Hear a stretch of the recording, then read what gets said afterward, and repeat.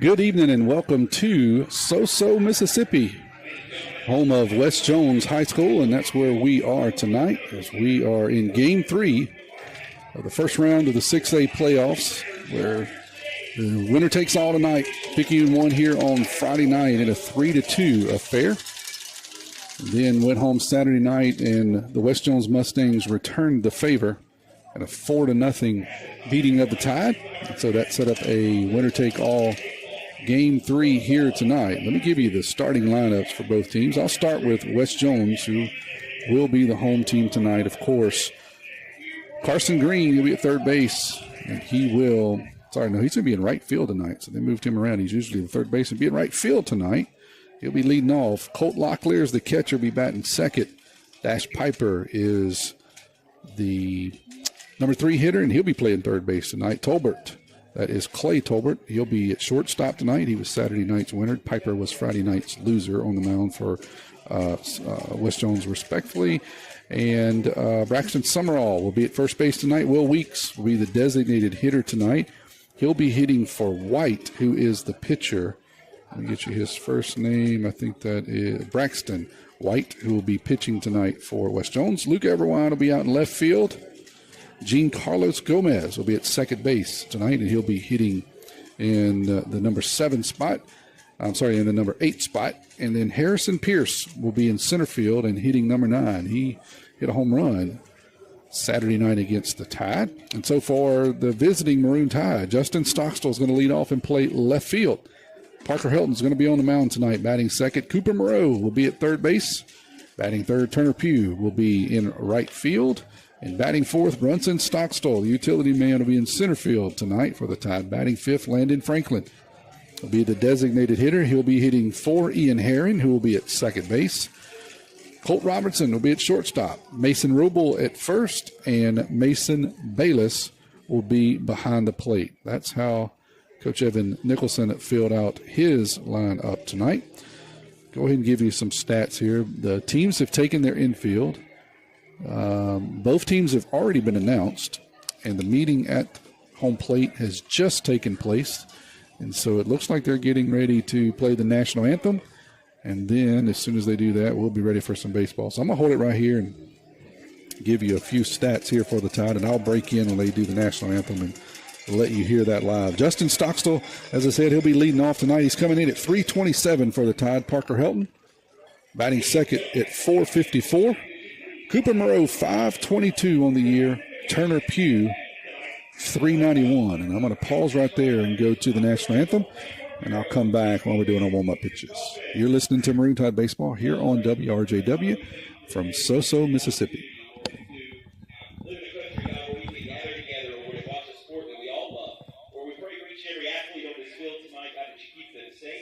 Lord, and that everything that's done on this field brings honor and glory to your Son, Jesus. For us in his name that we pray. Amen.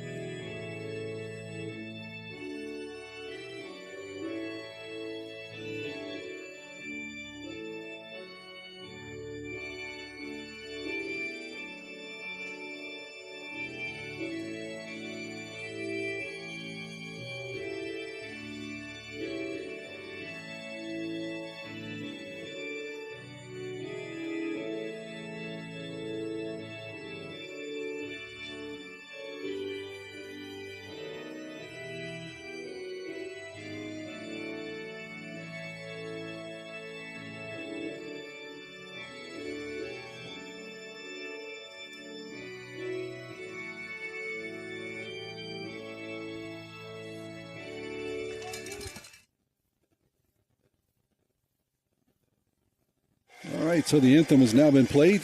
West Jones is on the field getting ready to take their warm-up tosses, and I'll finish giving you these stats. I finished up with Turner Pugh at 391, Brunson Stockstill hitting at a cool 333 on the year. Landon Franklin comes in at 280, Mason Rubel 209, Colt Robertson 260, Mason Bayless at 187. That's the Tide statistics up to tonight. So on the mound will be Braxton White. He is a left-hander. Talked to the PA crew from West Jones a little bit before the game, and they say he's a crafty left-hander. Not going to overpower him, but got a really, really good breaking pitch. So we'll see what the Tide can do with him. They hit the ball well against Piper, Dash Piper, Friday night, who threw really, really well. Right-hander, had a good fastball that I would say upper 80s. Had a pretty good breaking pitch. Tide was able to hit him fairly convincingly. I think they had 8 or 9 hits on the game, and then came back against Tolbert Saturday night. Really, really struggled. Tolbert probably threw maybe a mile or 2 miles an hour faster than Piper. Probably had a little bit better curveball Saturday night, but Tide just could not get anything going offensively in a 4-0 blanking. So looking tonight to really be patient against a left-hander that's not going to overpower you. Watching him warm up here, but he's got a really, really good breaking pitch as I understand it. So that's what the Tide's up against here tonight. I want to welcome you to the broadcast. And I am Tommy Upton along with Kevin Weiss running the video camera for us tonight. If you're listening on WRJW and want to catch the video stream, you can catch the same audio over that video stream at PMHS Sports or on Facebook. I think we're ready for baseball even a couple of minutes early. Justin Stocksell is going to step in. The first pitch of this inning is brought to you by your hometown bank, FNB Picayune, hometown community spirit, hometown community pride, member FDIC. Both crowds trying to get into it early here. They realize this is a winner-take-all. First pitch from White's going to be down for a ball. 1-0.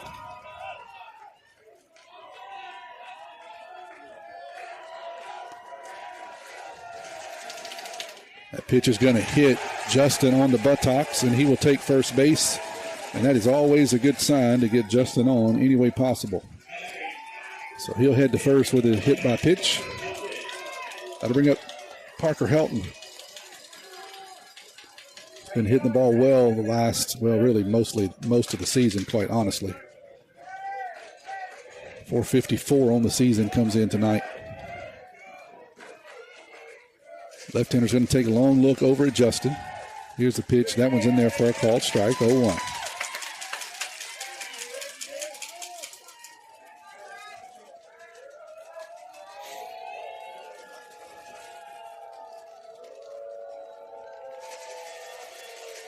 Here's your 0-1 pitch. That's going to be in there. Nope, they said it's off. 1-1. Look good from here. Must have been a little bit outside. We'll take it.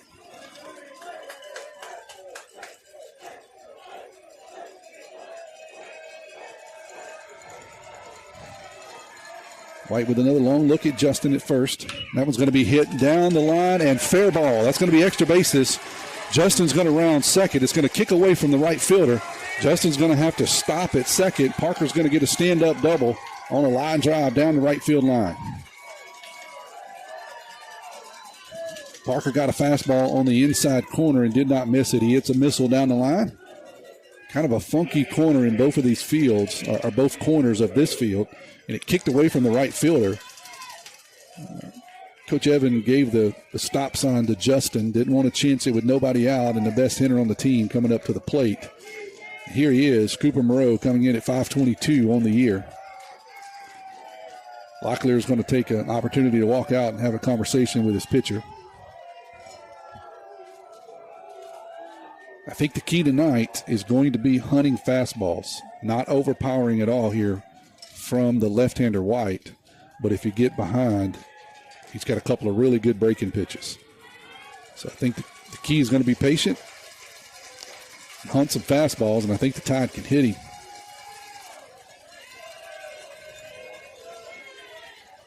So we'll see what we can do here. Locklear with a long walk back to the plate.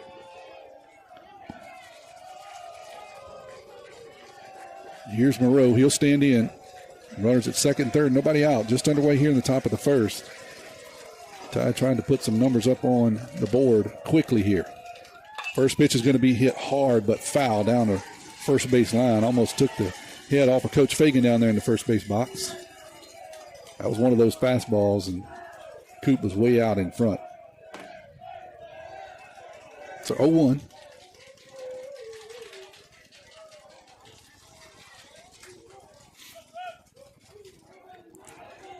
looks like the same crew that we had Friday night to me. I may be wrong, but appears the same guy over at first. He looks familiar to me.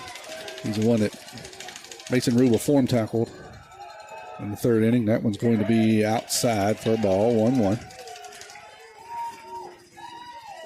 Mason dove for a line drive foul, and the umpire was standing right beside him, and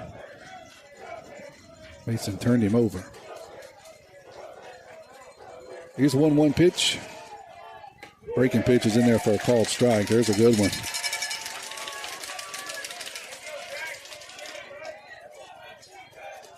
Got to stay patient here and look the other way if you're Coop. I don't think he can throw the fastball by you, but you just got to stay back on the breaking pitch here. See what happens, lefty on lefty. Swing and a miss. Swung over the top of a good breaking pitch, and that's going to be the key tonight. Can you stay back on those pitches? So with one out and runners at second and third, that'll bring up Turner Pugh. Hitting .391 on the season. Moved himself securely into the number 4 spot about 3 weeks ago. Has done well there. Tied right fielder. Chance for him to drive in a run or two. White's going to take a long time, and Pugh's going to ask for time, and it'll be granted. He'll step out.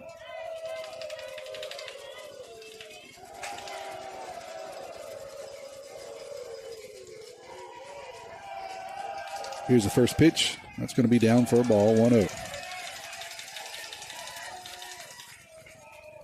Say hello to Tyler and Paul. I know they're listening in back at Hippo. If you're listening in, let us know. 601-590-5950. Love to give you a shout out. Here's a 1-0 pitch. That one's going to be hit high but shallow out into left field. Justin's going to apparently tag, but I think this is too shallow, and he will not even attempt that, as it was really very shallow out in center field. So Pugh hit it a mile high, but not very deep. So 2 outs now. Tide still got runners at second and third. Brunson Stockstill steps in. He's raised his average to .333 on the year. Moved up into the 5th spot. Swiss Army knife plays several positions. Tonight he's out in center field. I'll foul that one off 0-1. Landon Franklin on deck for the Tide.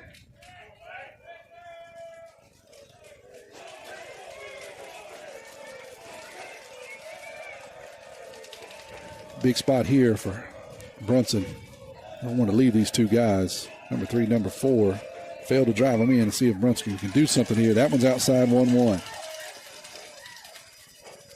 If you got a chance to get some momentum, you love to get it, especially early against a younger pitcher.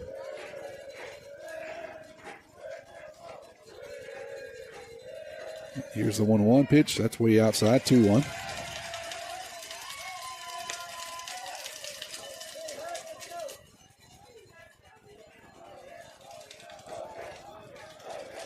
Only game in 6A tonight. Everything else is already set.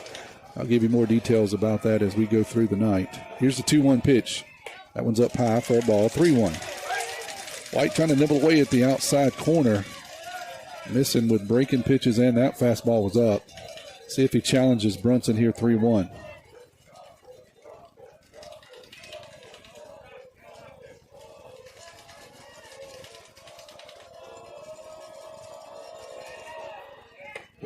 That one called strike. On the outside corner, 3-2. So payoff pitch here from White, 2 on. 3-2, 2 outs.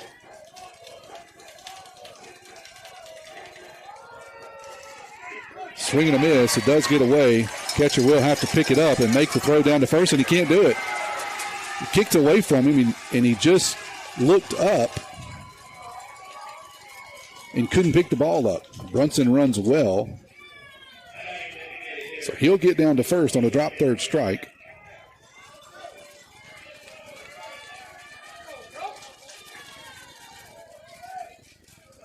And that'll bring up Landon Franklin now. Frank had 3 hits Friday night here in Soso. Now got the bases loaded. 2 outs. First pitch is going to be up high for a ball, 1-0. The ball didn't kick that far away from Locklear, but it was one of those that you just look up and try to reach down and grab the ball, and he did that 2 or 3 times. By the time he finally looked down to get it, Brunson had already beat it out.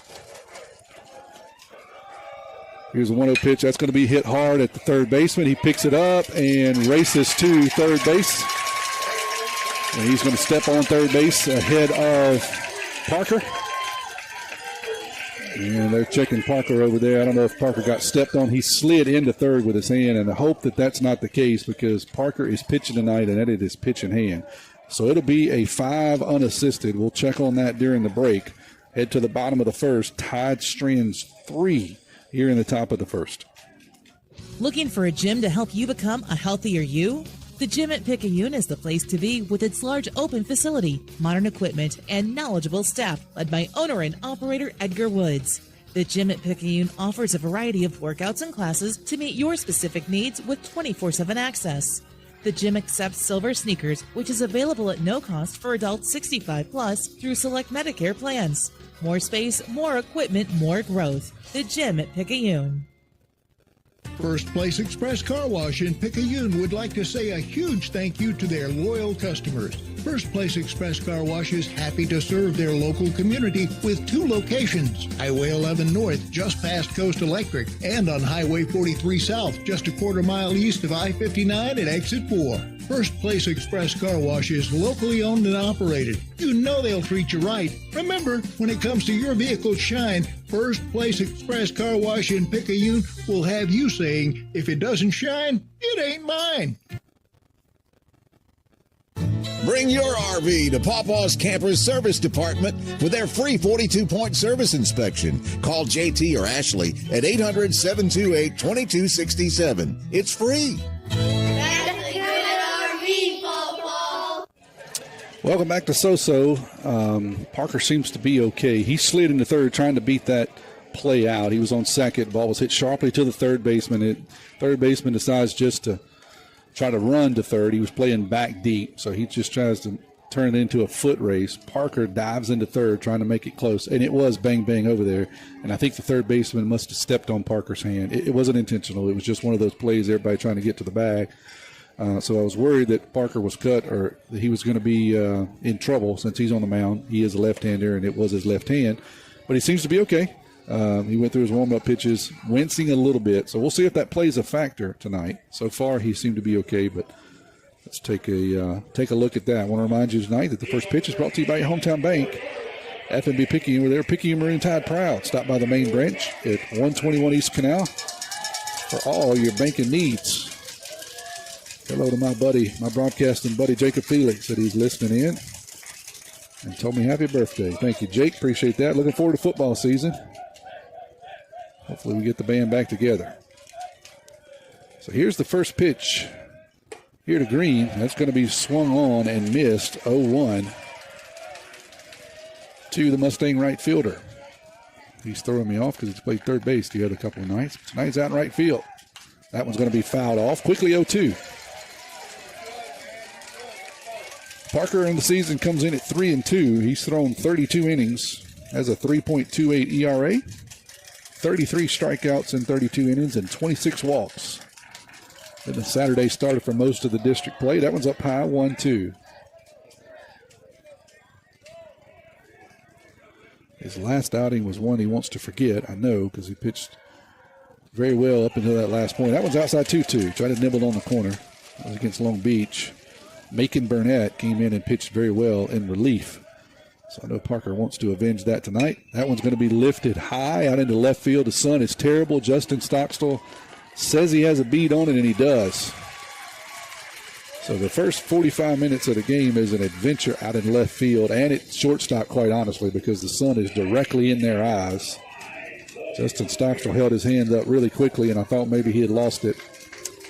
But he got a bead on it, pulled it in for the first out of the inning. I'll bring up Locklear, the catcher.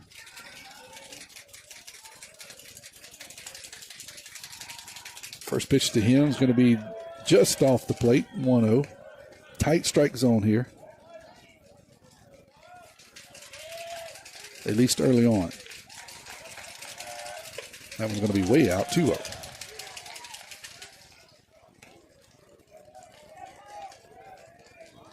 George County and Hattiesburg.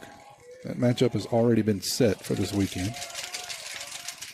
That one's going to bounce 3-0. George County beat Terry in 2. And Hattiesburg put Long Beach out.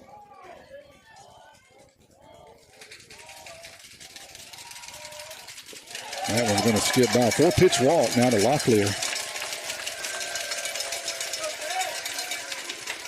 And on our side of the bracket, the winner of this game will take on Pearl River Central this weekend. Pearl River Central beat Pascagoula this past weekend. 2 games.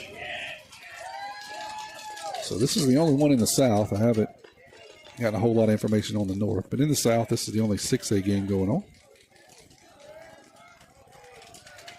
The last spot to be filled. Here's Piper, Friday night's pitcher, tonight's third baseman. That's going to be inside. Nope, called strike. A delayed call there by the umpire.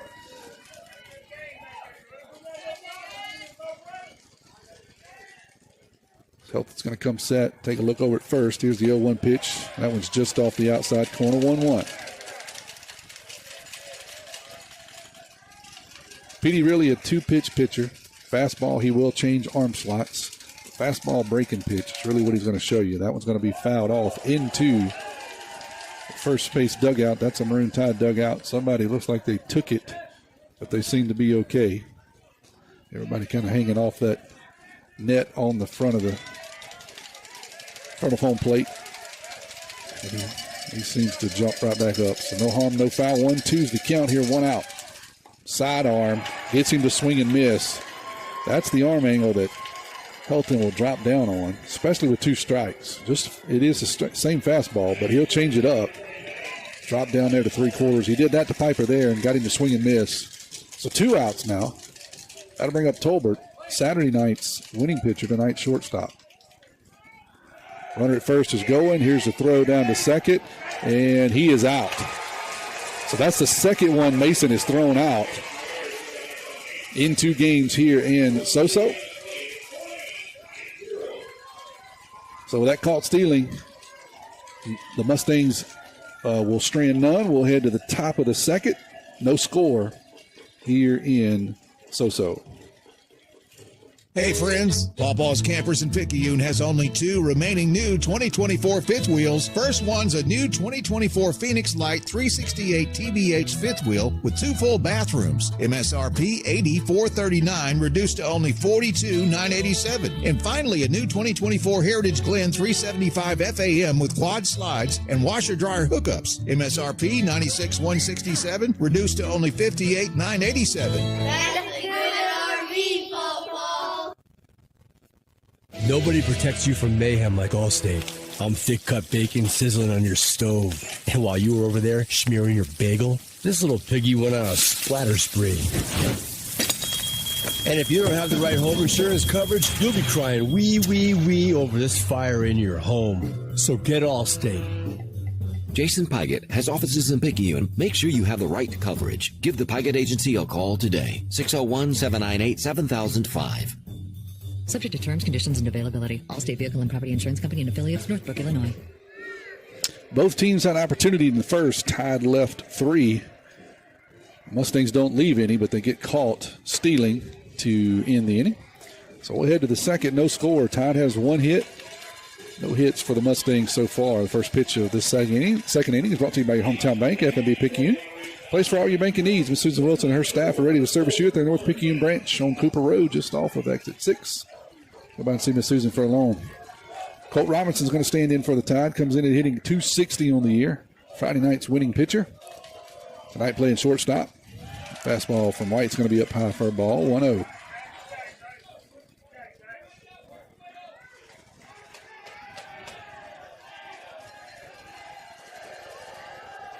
One pitch is going to bounce. 2-0 now. Here to Robinson.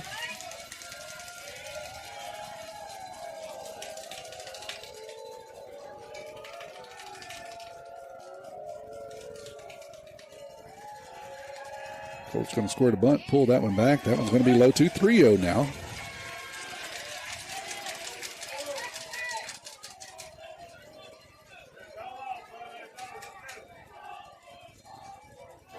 Here's a 3-0 pitch. That one's going to be called strike. That's a 3-0 strike. I don't know if that's a strike on 3-1, but 3-0, you got about an 8-foot wide strike zone. And there it was, 3-1. That one's down. There's ball 4. So that'll put Colt down at first. That'll bring up Mason Rubel. Played an excellent defensive game. Had 1 tackle for loss. And I believe he had a hit. I don't know that you do that in many baseball games, but he did it over there. Miss Debbie and Mr. Arnold Smith listening in. Hey, guys, long time no see. Roll Tide, they said. Roll Tide to you. Okay, let's get a win here in so-so. That's what we're hoping for. Here's Mason, big first baseman. He's going to square and look to bunt. Gets it down right at the first baseman. Now, that'll be enough to get Colt over to second. Not the prettiest sack bunt, but it is effective. So Colt will get down to second. That'll bring up Mason Bayless now. Mason's been scuffling just a bit the last few weeks, so he's due. Comes in at 187. But don't let that fool you. He has home run power. I've seen him do it. He'll stand in with 1 out. Colt at second. That one's going to be in there for a called strike, 0-1. Halls are listening in. The little brother, they say, of Tanner Raybert. Hey, guys, glad y'all listening in. 0-1 pitch is going to stay up high, 1-1 now. If you're listening in, let us know. We always love to hear from you. 601-590-5950. I know we got some Mustang fans that's been listening in, too. Appreciate y'all joining our broadcast. Going to be called. The umpire is going to, that was Bayless that asked for time. The umpire granted it. So everybody will step out and reset here. Tides had traffic early. Stranded 3 in the first. Got a runner in scoring position now with 1 out. Bayless trying to do something with him. There it is. That ball's going to be hit hard, and it's out into left field. They're going to send. No. They're going to stop Colt. As they had Tolbert kind of holding the runner on at second, so he was playing shifted towards the middle. And Bayless hits a missile right where he was, out into left field. Good job out there by the left fielder, getting on that ball quickly. Colt's going to have to hold up at third, so that'll put runners at the corners. That'll flip it back over to J-Stock. Top of the lineup. Dole Ash said he's listening in. Mr. Dole, how are you, sir? And that's going to draw a walk from West Jones coaching staff while he has a conversation with Braxton White. We'll step away and let you hear a word from our sponsor. You're listening to Maroon Tide Baseball here on WRJW. You can say goodbye to the guesswork. We make it easy as 1, 2, 3. When you come by Papa's Camper City for a trailer or RV. Hey friends, Pawpaw's Campers in Picayune is not that far from where you are. Only 35 minutes from the Hattiesburg Pine Belt area and the Mississippi Gulf Coast. Make that short drive to Picayune and you'll be glad you did. Whether it's a new or used trailer, fifth wheel, or motorhome, Pawpaw's Campers has you covered. Check out Pawpaw's inventory at RVBestPrice.com. That's RVBestPrice.com. Pawpaw's Campers, having fun, selling fun. Pawpaw's Campers and Cars, that's all you need to know. Great service, great price, now isn't that nice? You're gonna love the way we deal. Pawpaw's Camper City in Picayune. Yeah, boy. Yes, sir, yes, ma'am. You're gonna love the way we deal. No change by the West Jones coaching staff. He does call all the infield in and have a conversation. We got runners on the corners here. Justin Stockstill was hit by a pitch in the first inning. Tide has 1 out. Corners are going to come in. Middle infielders are going to stay back. Try to get a double play on a ground ball. Here's the first pitch. That first pitch is in there for a called strike. 0-1 to Justin.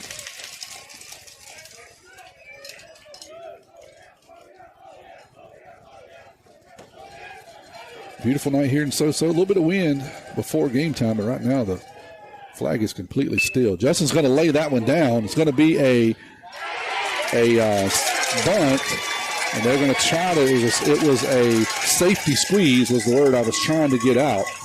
So Colt had to make sure that he got the bunt down. Justin does, but really good job by the Mustangs as they fielded it and flipped it to the catcher, and they're going to get Colt at home. So good idea, good execution, but better defense by West Jones there. What will be scored as a fielder's choice. So now Tide will have runners at first and second with 2 outs, and here's Parker. He doubled his last time up. First pitch is outside for a ball, 1-0.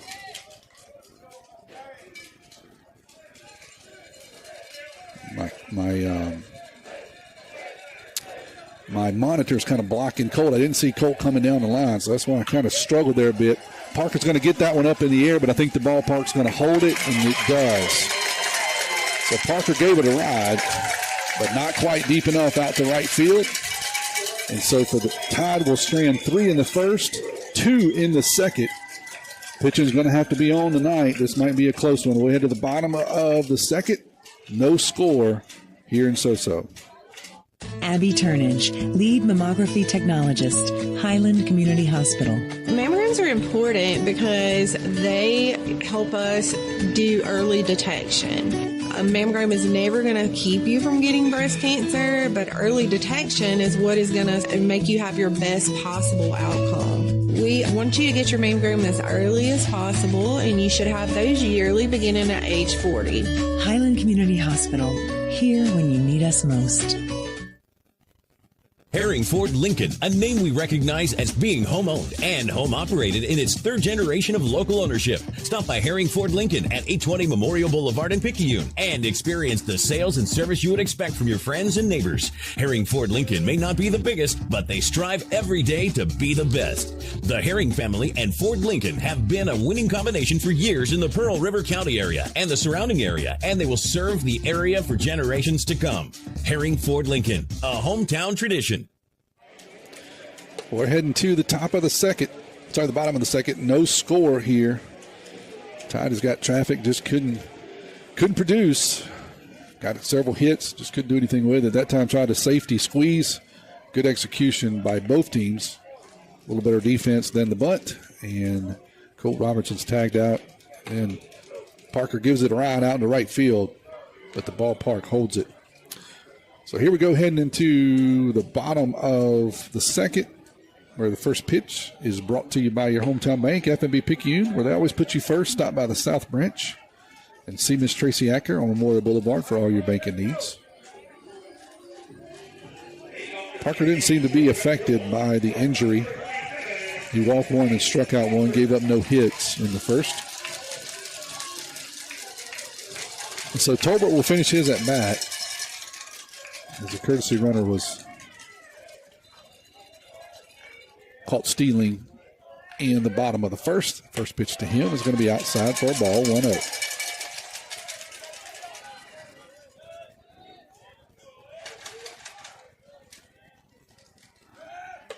That one's in there for a called strike, 1-1. Dr. Lambert, Dr. Tony Lambert. More importantly, Miss Sherry listening in. That one's just off the plate, 2-1.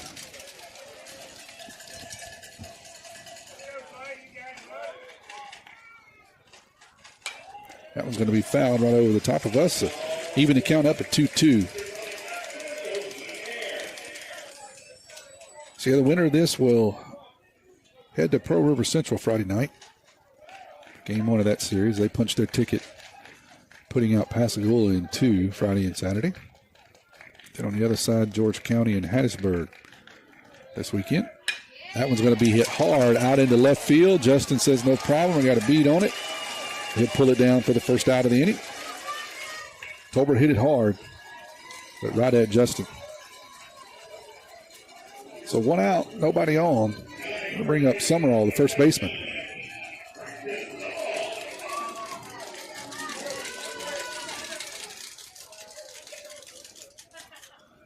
First pitch he sees is up high for a ball, 1-0.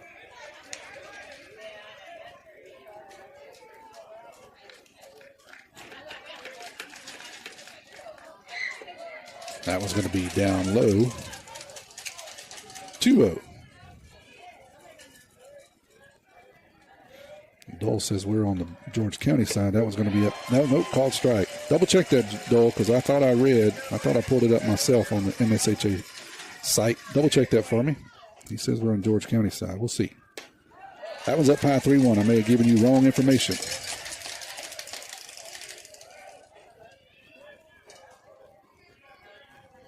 We should not have to play our side at this round. That one's a called strike, 3-2. But Kevin reminds me that I have been wrong before, so go check that out on the site and let me know. Swing and a miss. While we're trying to figure out who's playing next, Summerall goes down swinging for the second out of the inning. And that's going to bring up Weeks, the designated hitter.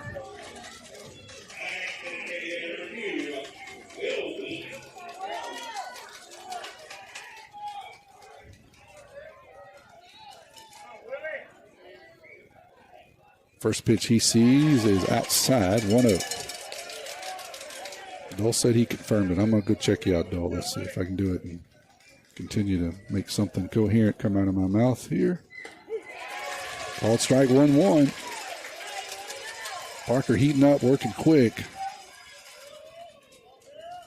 Here's a 1-1 pitch, 2 outs. Fouled off, 1-2.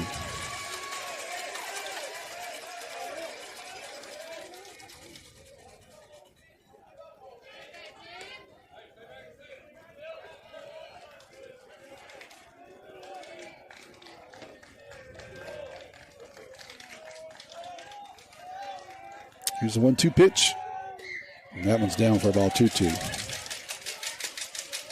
I stand corrected, Dole. You are right. You don't hear those words come out of my mouth that Dole is right very often, but you are correct. That was going to be dribbled down to the third base, and Parker's going to pick it up, have to make a quick throw, and he does, but it's over everybody's head. He tried to make a Superman throw with a swinging bunt down the third base line. We're going to give that an infield single because I don't know that a good throw would have got him at first. Petey tried to do it, but he overthrew Rubel at first. So we'll call that a hit. So Dole, you are correct. I stand corrected. We are on the George County side. So the winner of this will take on George County. Pearl River Central and Hattiesburg next weekend. Forgive me. So 2 outs and 1 on. That one's going to be hit right at Ian Herron, and he will suck it up for the third out of the inning. Runners on base. That's been the story of tonight. Mustangs decide to leave one here in a second. We'll head to the third. Still no score. And so. We got your back, hey. Back pains and injuries, Dr. Moore understands. No more pain, no more hurting. She just uses her hands. She got the #1 clinic that I recommend. She has a lovely crew too, and they'll fix you right up. So call Dr. Moore when that pain gets rough. Cause we got your back, hey, we got your back. We got your back, hey, we got your back. We got your back, hey, we got your back. More Chiropractic Clinic, located at 6682 Highway 11 North. Suite 103, Cherry, Mississippi, 39426. We got your back, hey.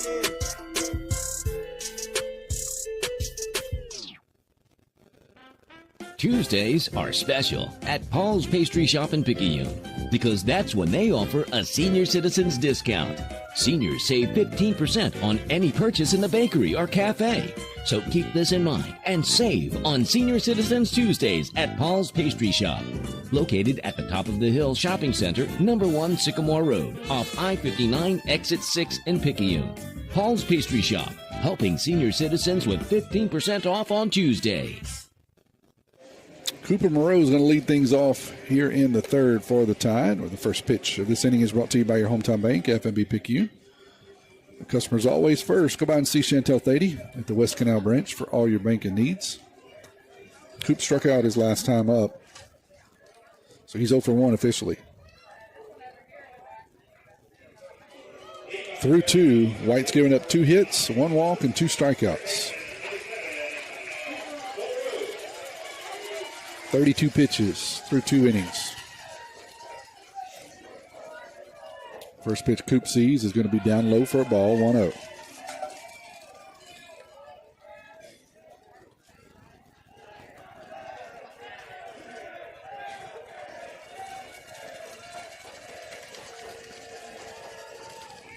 Swing and a miss on a good breaking pitch there. 1-1 now, even up the count.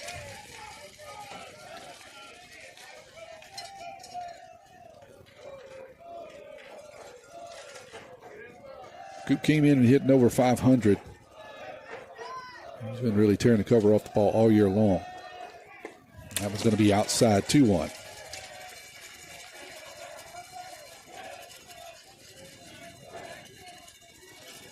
Turner Pugh, the right fielders, due up next for the Tide, followed by Brunson. Yes, he did go, says the umpire. Tried to check his swing on a big breaking pitch, could not. 2-2.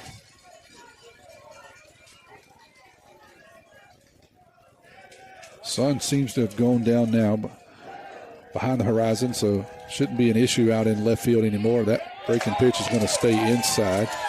3-2. That breaking pitch kind of fooled Cooper again. He turned to take it, and it broke, but it didn't break far enough. So here's a 3-2 payoff pitch for Cooper. Way outside, ball 4. West Jones not happy with that 2-2 pitch. But I do believe it was a ball on inside.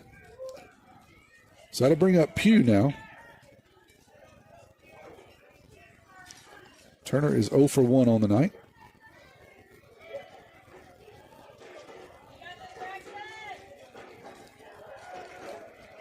Tied now with base runners in all 3 innings. We've yet to score. Here's the first pitch. Oh, it's a called strike, 0-1.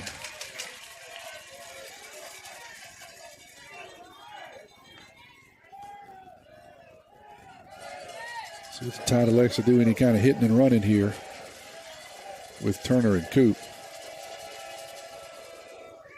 That one's outside, 1-1.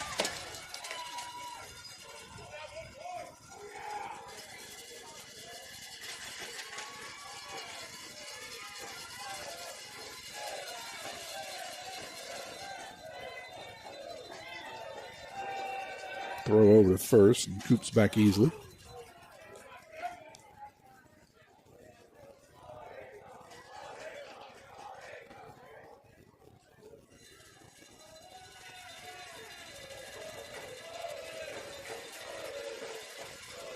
White slowed down his rhythm here just a bit with a runner on. Here's the 1-1 pitch. That one's outside. 2-1 now.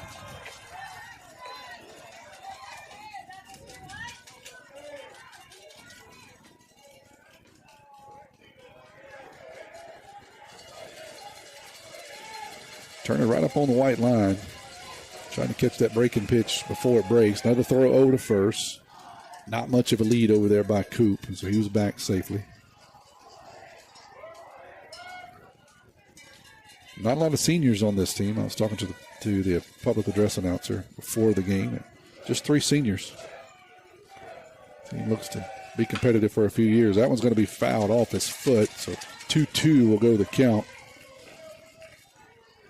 That one kicked up, I think, and hit the catcher. He seems to be okay. Umpire's going to walk a ball out to the pitcher to give Colt a chance to make sure he's okay. Maybe got some dirt or dust in his eye when it kicked up. He says he's good. 2-2, nobody out. Coop's down at first here in the third. No score.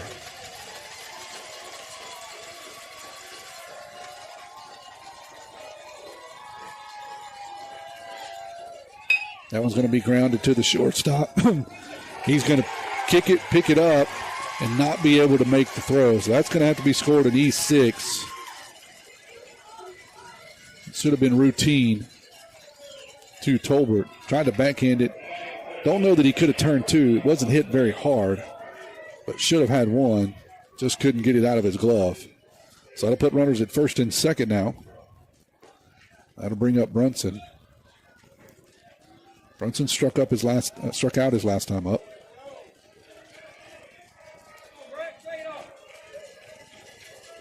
Came into the contest hitting .333 on the season. He's going to square it a bunt. That one's going to kick past The catcher on a wild pitch high. That'll allow both base runners to move up. So once again, runners, the Tide have a couple of runners in scoring position. Nobody out here.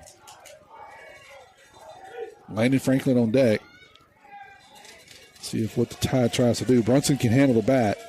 He can bunt. Both the corners playing way in, anticipating something. He can also slash.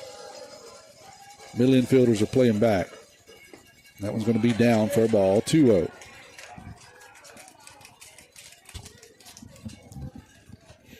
Locklear's going to take a trot out to talk to White. Maybe just to calm him down a bit.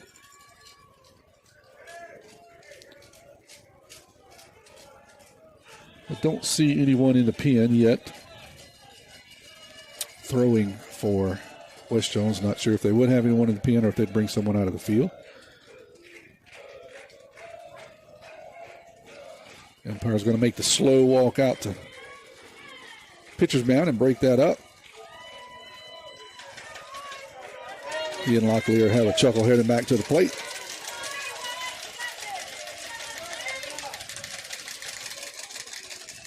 Everybody a reset here. 2-0's a count. Nobody out. 2-0 for the Tide.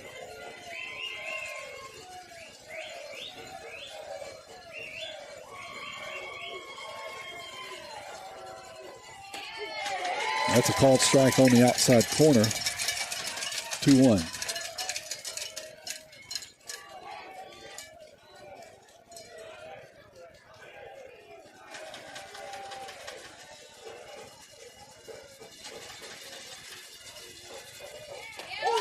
That breaking pitch lands in there for a strike. 2-2. Emotions are high. Both crowds are into it. Everybody knows this is win or go home. Here's a 2-2 pitch to Brunson. That one's outside. 3-2.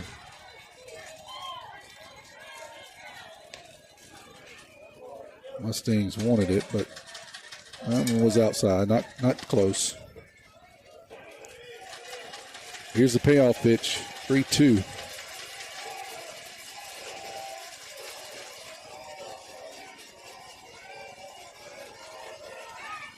That one's going to be grounded to the third baseman. They're going to try to send the runner home, and he's going to be out by quite a bit. Hit right at the third baseman. Ty tries to send the runner home. He's thrown out. So that'll be one out now and put runners at first and second. Don't know if that was a misread or just read the ball differently, but routine ground ball to the third baseman who was playing inside the bag. So we got one out now. Runners at first and second. Got to bring up Frank. He's 0 for 1 on the night. First pitch he sees is outside, 1-0. Cooper was thrown out by about 10 feet on that play there at the plate.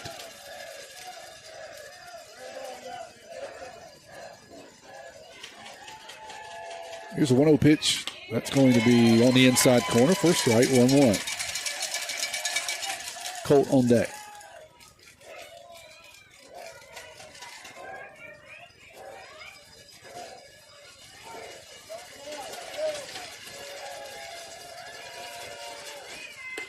That one's up high to Landon, 2-1.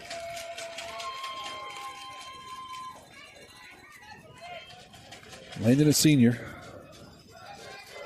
3-year starter for the Tide. Filled that designated hitter role for the last couple of years. This year saw some action on the mound in relief pitching. That one's going to be fouled off. He got a fastball up. Just missed it, 2-2.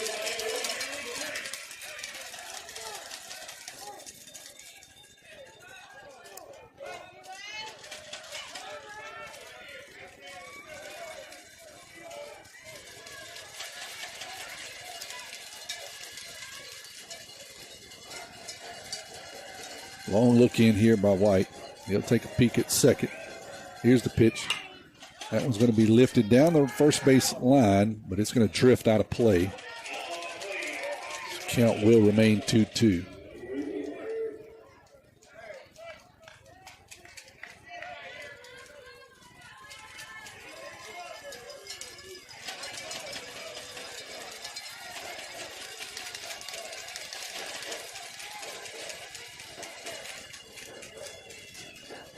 Another long look in. White slows down I don't know if they're having trouble getting the pitch into the catcher or if White just takes that long, but it slows down tremendously when we get runners on base. He works pretty quickly from the windup. Runners are stepping out. Here's a 2-2. That one's going to be lifted out of play. Once again, 2-2.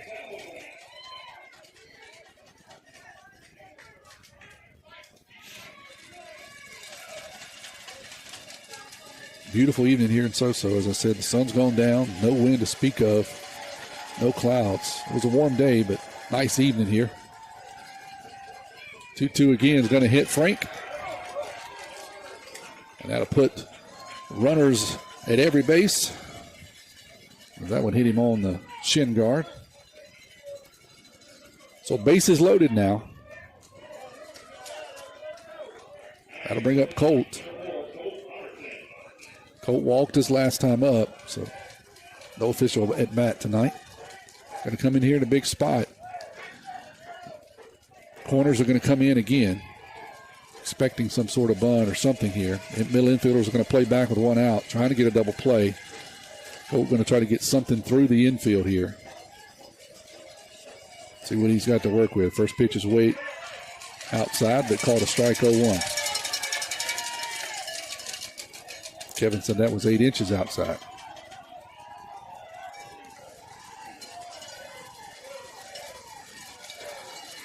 Everybody got good leads. Nobody's being held on. So here's the 0-1 pitch. That one's going to bounce. Good job there by Locklear keeping it in front 1-1. There's quite a bit of foul room on the sides here behind home plate, but it's not very deep, much like Picayune, not very deep. So if the ball kicks to the sides, you have an opportunity to score here, but if it goes straight back, might be tough. Here's the 1-1. That one's called a strike again. 1-2. We had a narrow strike zone the first couple innings. It seems to be opening up. We'll see what happens here. 1-2. Colt going to have to be protective over that breaking pitch on the outside corner. 1-2 pitch is going to be grounded to the pitcher. Pitcher's going to throw it home and get one. So they'll get the force at home on the fielder's choice. It's grounded back to the pitcher. He gets the lead runner at first. So 2 outs now. That'll bring up Rubel.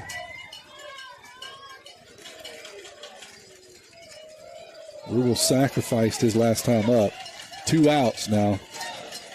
He'll be free to swing away. Everybody back deep in the infield. See what Rubel can do here. First pitch bounces. 1-0. Locklear's taking a beating here behind the plate. So far, he's been able to keep them in front when it mattered.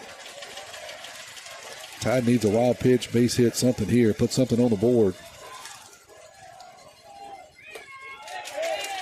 That one's out, 2-0.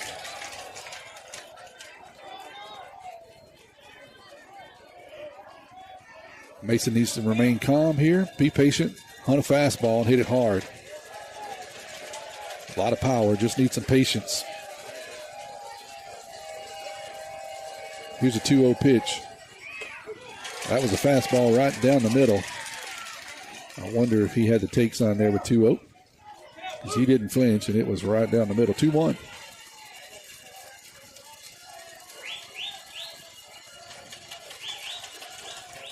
See if we can get another. 2-1, 2 outs. Bases loaded. Fouled off. Pretty good pitch there. 2-2. Now you got to be protective. White can sneak in that breaking pitch on the outside corner to the right-hander.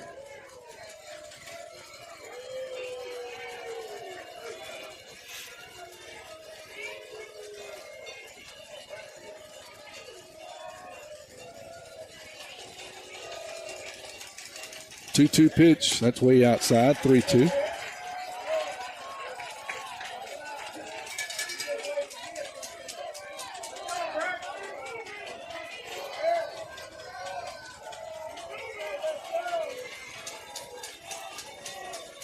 3-2 payoff. The base runners will get a running start. 3-2, 2 outs. Here they go. Here's the pitch. That's up high for ball 4. We will get an RBI on that walk. Try to finally break the goose egg off of the board. We've had runners on in every inning. So now that curse is off. Let's see if we can add to it and put a crooked number up. Bayless is 1 for 1. He singled his last time up. Sharp ground ball out into left field. Thank you, sir. May I have another? That one's outside, 1-0. Flip it back over to the top here if Mason can get on. Locklear is going to have another walk out to the mound and have a conversation with his pitcher.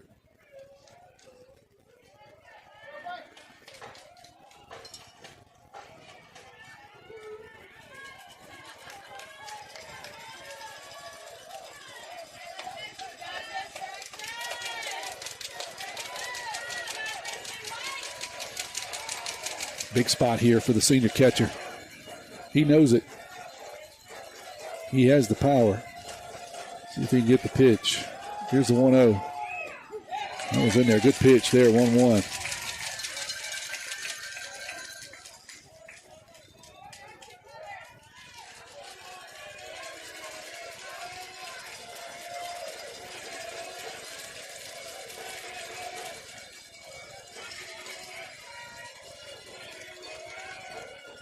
Swing and a miss. 1-2 now to Mason.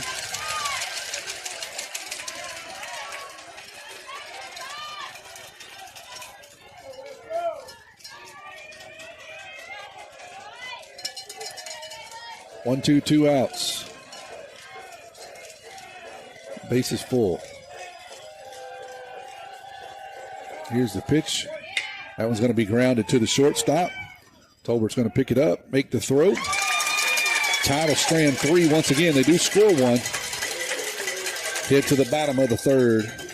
Tide leads here in Soso. At Pearl River Community College, my story starts here. Join the Wildcat family and find your path to success today. When you enter Wildcat Country, you're more than just a student, you're family. We welcome everyone, from recent high school grads to returning students or career changers. With pathways that cover every dream and goal, PRCC offers a place for you to grow, learn, and succeed. Come be part of a tradition of excellence and let's start your journey together at Pearl River. Looking for a gym to help you become a healthier you? The gym at Picayune is the place to be with its large open facility, modern equipment, and knowledgeable staff led by owner and operator Edgar Woods. The gym at Picayune offers a variety of workouts and classes to meet your specific needs with 24/7 access.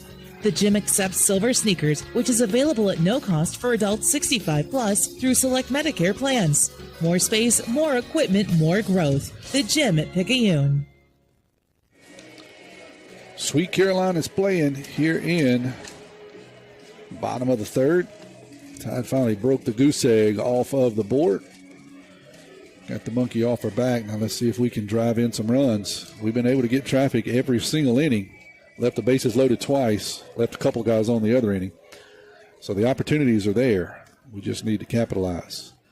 Don't know what's in the bullpen, but I think we can do something with White if we can just continue. Get some traffic. Something's got to give. Defense played well. Parker's pitching well. See if we can hold them. So we're headed to the bottom of the third. Due up for the Mustangs is Gomez, second baseman, followed by Pierce, center fielder. First pitch of this inning is brought to you by your hometown bank, FNB Picayune.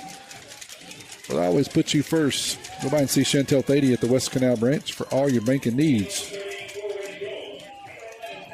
Here's Gomez. This is his first batting attempt, I believe, at bat in the series. He's been pinch hit for, or designated hit for, the other two games. First pitch to him is up high for a ball, 1-0. Donald Balt's listening in. Hey, Heavy. Hope you guys are doing well. That one's inside for a ball, 2-0. Said, I hope you can get a win for your birthday. That would be great. I'll I'll take that. Here's a 2-0. That one's going to hit Gomez. So he'll head down to first after the hit by pitch. I heard the sound. I thought it hit the bat, but he must have had a guard on his arm, and it hit the guard and popped off. So he'll head to first. That'll bring up Pierce now. Pierce homered in Picayune on Saturday night. Number 9 hole hitter.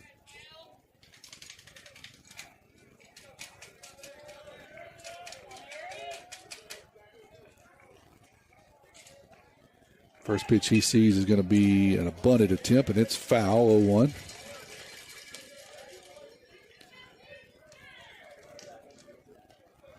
He wanted to lay that one down the first base line. Try to get the runner over to second. See if he squares again here. He does. Going to pull it back. That's a ball low. Good job there by Bayless blocking it up.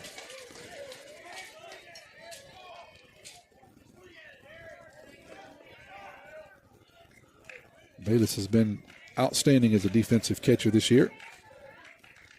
Square again. He's going to get that one down right in front of the plate. Bayless is going to pick it up, say, I got it. He will make the play down at first. There's another example of Bayless's defensive work as he takes it himself and makes the throw down to first. That'll move the runner over to second.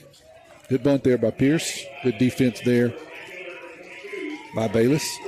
The Tide has been blessed over the last few years to have really, really good catchers. So that'll flip it back over to Green here. Leadoff hitter. He's 0 for 1 on the night.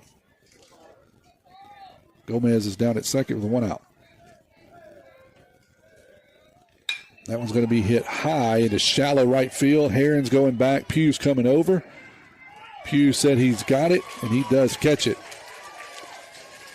It wasn't the prettiest of catches as he overran it just a bit, but he's able to set his feet and make the out. And it doesn't matter what it looks like as long as you make the out. So 2 down now.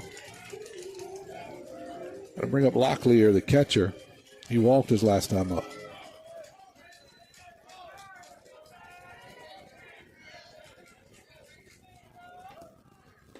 That one's going to be down low to him, 1-0.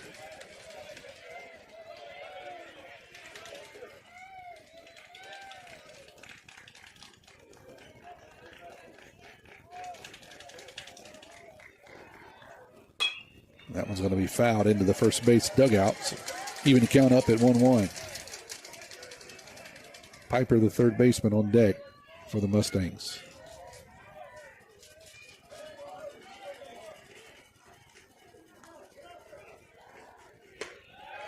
That one's up high, 2-1.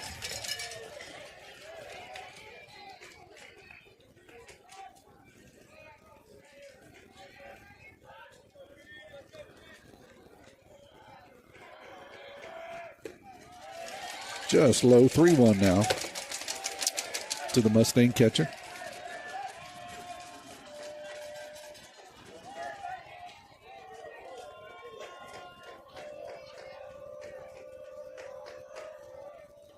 That one skips and gets away from Bayless.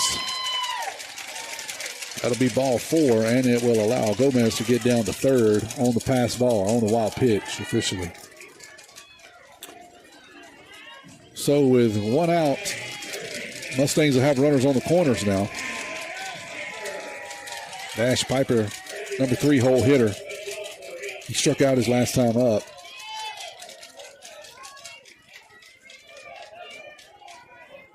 I said 1 out, I believe it's 2 outs. I correct myself, 2 down. Runners on the corners. That one's going to be up high for a ball, 1-0. Looks to have a wide strike zone tonight, but not very high. Doesn't like the high strike. Here's a 1-0. That one's in there for a called strike, 1-1. Parker using the 3/4 arm slot quite a bit tonight. 1-1's the count. Swing and a miss. Big swing there by Piper, 1-2.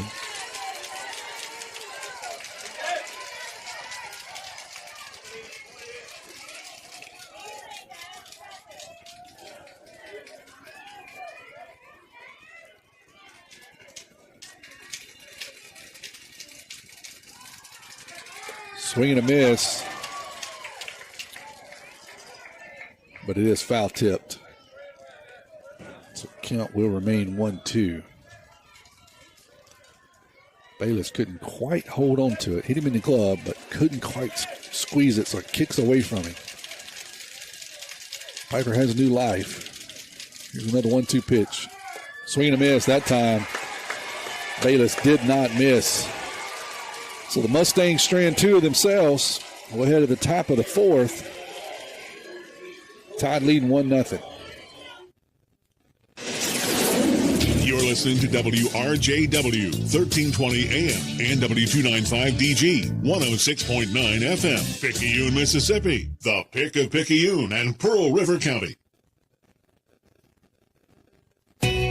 Locally owned and operated, First Place Express Car Wash in Picayune says a huge thank you to their loyal customers. Both locations, Highway 11 North just past Coast Electric and on Highway 43 South just a quarter mile east of I-59 at Exit 4, are open Monday through Saturday, 7:30 a.m. to 7 p.m. and 9 a.m. to 5 p.m. on Sundays at the Highway 43 location. Get the early bird special Monday through Thursday. When it comes to your vehicle's shine, First Place Express Car Wash in Picayune will have you saying, if it doesn't shine, it ain't mine.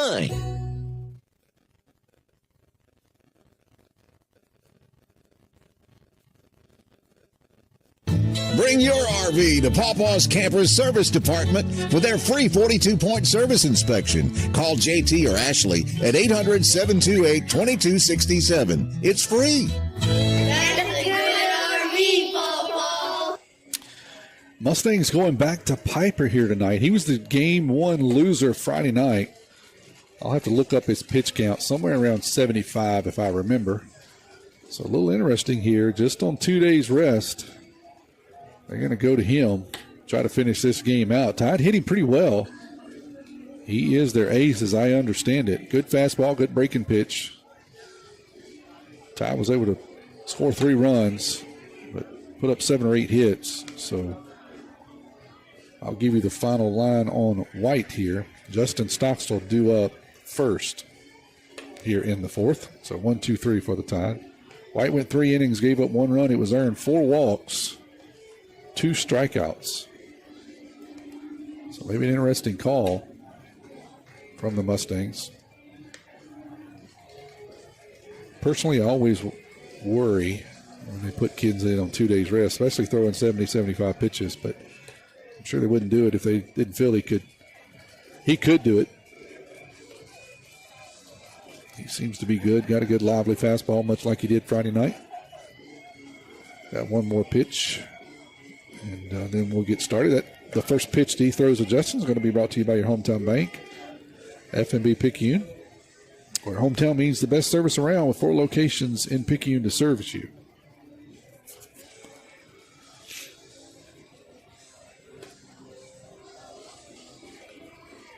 So it'll be interesting to see if any fatigue sets in on Dash here. So far looks good, especially in his warm-up tosses.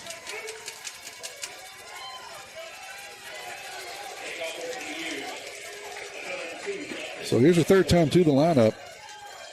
Justin's 0 for 1 officially with a hit by pitch. First pitch he sees is outside, ball 1. 1-0 here in the top of the fourth is our score. Tide leads it 1-0, is down low 2-0 now.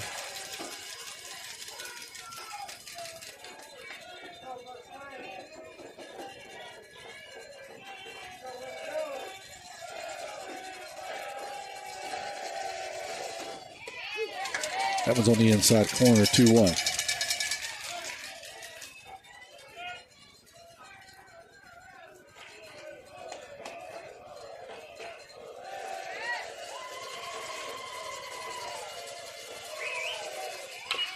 That one's going to be fouled off the inside of his foot. 2-2.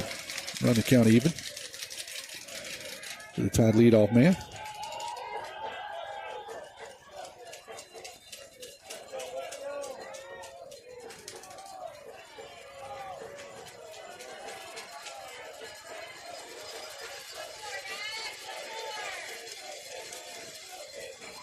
the 2-2. Breaking pitch, swing and a miss. Good one there. Justin swung over the top. So we're one out. Nobody on. That'll bring up Petey. Petey's 1 for 2 officially. He doubled in the first inning.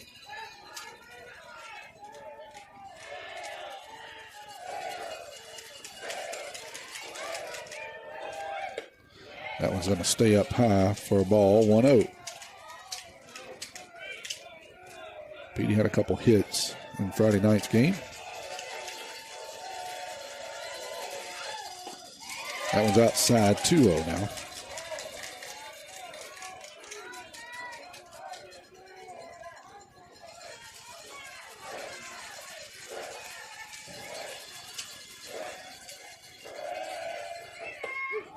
That one's a called strike on the outside corner now, 2-1.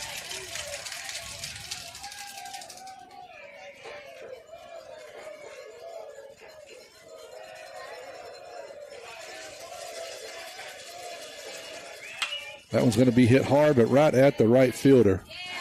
Take a few steps in and make second out of the inning.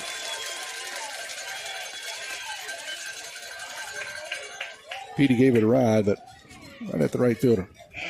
So 2 down now. Got to bring up Coop. Coop's 0 for 1 on the night with a strikeout and a walk.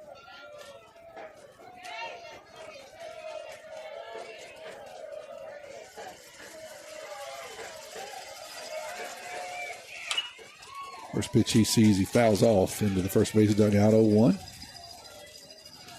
So I gave you one Paul's Pastry Shop Mardi Gras Cafe trivia question early. Dole Ash corrected me, along with several of you on Facebook. I looked at comments in the commercials a while ago. Winner of this game plays George County. I just want to see if you were paying attention, Dole. Here's the 0-1. That one's down low for a ball, 1-1. I'll give you another one in the 5th.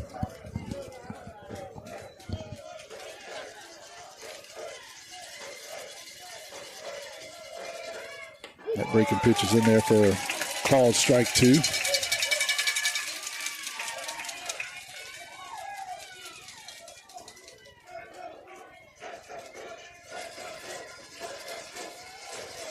Here's the 1-2. That one's down low. 2-2.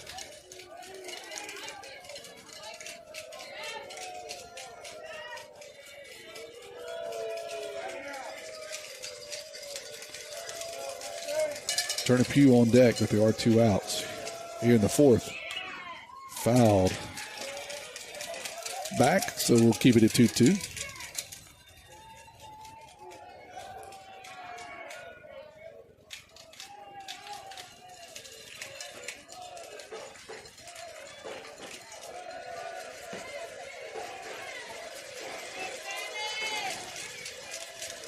Deuces wild, 2 outs. That one's up high, 3-2.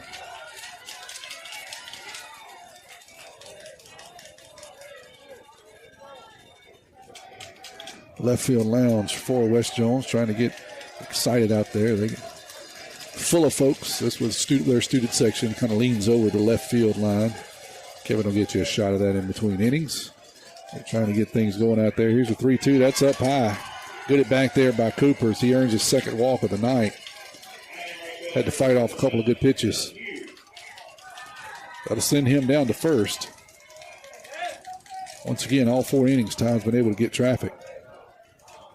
Got to bring up Turner now. He's 1 for 2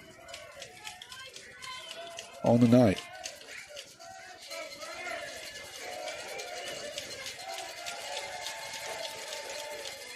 First pitch he sees is up high.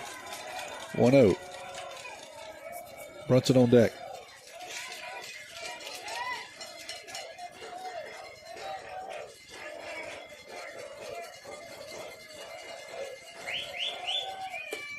That one stays up high 2-0.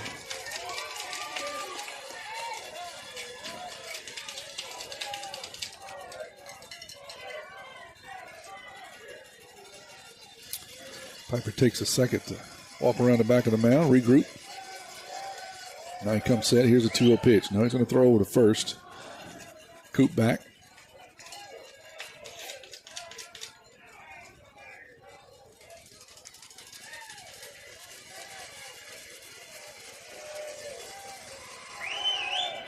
That was going to be hit on the ground to the shortstop. Tolbert's going to backhand it, make the throw over to first, and record the last out of the inning. The Thomas Strand 1 will head it to the bottom of the 4. Tide leads at 1-0. Nobody protects you from mayhem like Allstate. I'm a lost bee that found my way into your car. And now that I'm in here, good luck getting me out. I think it's gone. Wait, no, it's in my hair. And if you don't have the right auto insurance coverage, well, this could be quite a sticky situation. So get Allstate. Jason Paget has offices in Picayune. Make sure you have the right coverage. Give the Paget Agency a call today. 601-798-7005. Subject to terms, conditions, and availability. Allstate Fire and Casualty Insurance Company and affiliates, Northbrook, Illinois. Highland Community Hospital wants to help you get back in the swing of things with its transitional care unit. The swing bed program provides the same caring experience received at all Forest Health facilities around the Pine Belt. Available to patients who need skilled nursing care and physical rehabilitation services, the Highland Community Transitional Care Unit allows patients to recover before returning home after a hospital stay. Transitional care that is close to you, close to family, and close to home. For more information about our services, visit highlandch.org. Back here at So-So for the bottom of 4. Tide leading at 1-0. The first pitch is brought to you by your hometown bank, FNB Picayune. Checking savings, loans, mortgages. If you need it, they got it. FNB Picayune, your hometown bank.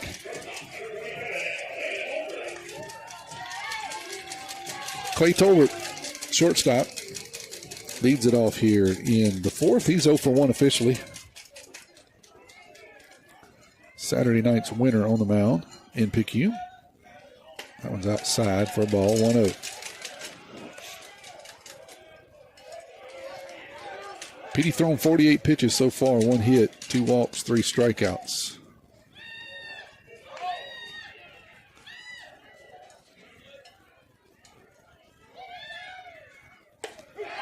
Three-quarter fastball is in there for a strike, 1-1.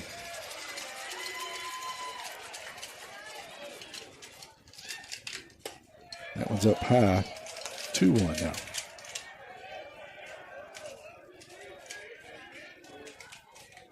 Summerall, first baseman on deck. That one's going to bounce, 3-1.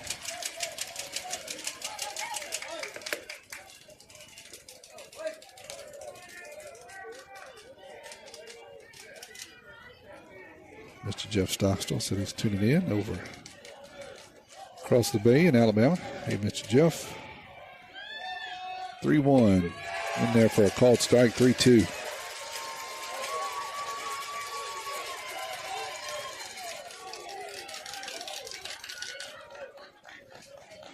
Here's the payoff pitch. Tolbert, that's going to be hit high and long, but out of play. Tolbert gave it a ride. Just a bit out in front.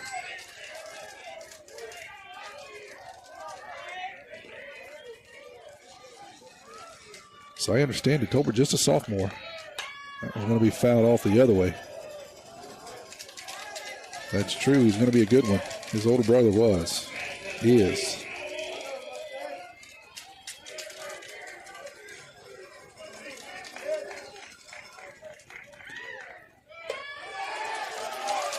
Just outside. Ball 4.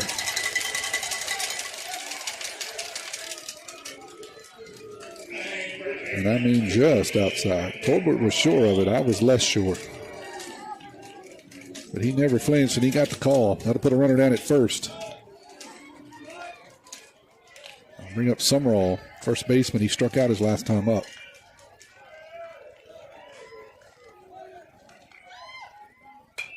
First pitch is going to be fouled off, 0-1.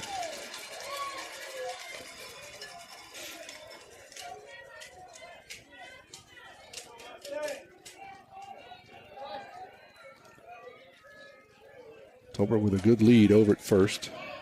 Slide step, and that one's down low for a ball, 1-1.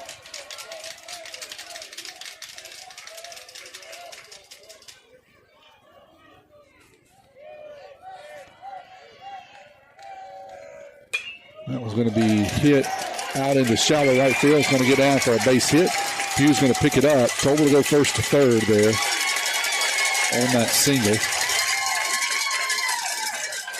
So that's going to put runners on the corners now. Nobody out. Weeks, the designated hitter. He's 1 for 1 tonight with a single.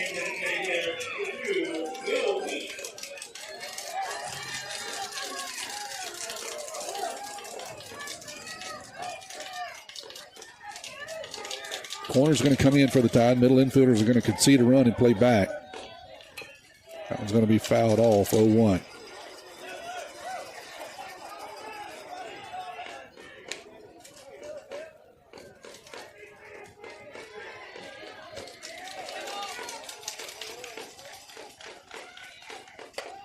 It's just outside, 1-1 now. Strikeout or a pop-up here is really what the Tide wants. Runs may be at a premium. Don't want to give them anything. That one's going to get under the wickets. Here comes the play at the plate. He'll be safe. Tolbert will score on a wild pitch. And Summerall will get down to second. That gets under the wickets of the catcher Bayless.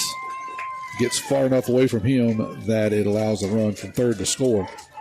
So we're knotted up here. Coach Gatt's going to walk out and have a conversation with the infield and with Parker. As he does so, we'll step away here for 15 seconds. Trailers, fifth wheels, and motorhomes. Pawpaw's Campers in Picayune has them all. We're not that far from where you are. Pawpaw's Campers, having fun, selling fun. Come and see us. This is just one of those calm down conversations, I believe, from Coach Gatt. Ball just got away from Bayless. It was low. The wild pitch. Charged to the pitcher officially. And it happened to kick away, not straight back to him, so it allowed Tolbert to score from third. It allowed runner from first. That's Summerall to get down to second. That's where he stands. Still no outs. 2-1 count here to the designated hitter Weeks. Everyone, the left fielder, on deck. Swing and a miss, 2-2.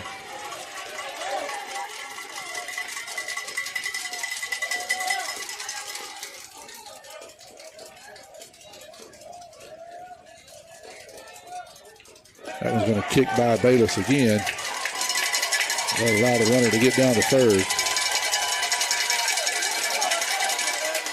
I don't know if that's a miscommunication on pitcher-catcher part or just didn't squeeze that one up. That's kind of unusual. The first one, wild pitch, definitely. That one probably should have been called. I think Mason would agree. Got a runner at third now, nobody out. Here's a 3-2 pitch. That one's outside, ball 4. 2 walks and a single, scored a run here. Got runners at the corner now. Got to bring up Everwine. He's 0 for 1 officially.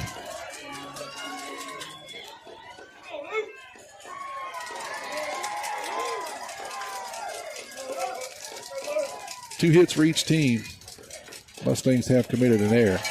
Good block there by Bayless. He keeps that one in front, 1-0.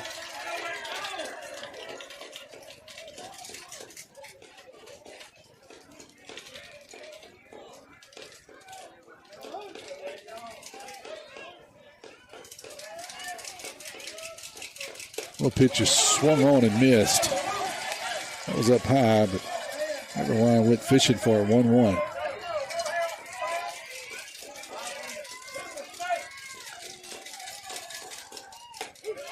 That was on the outside corner. Good pitch there, 1-2.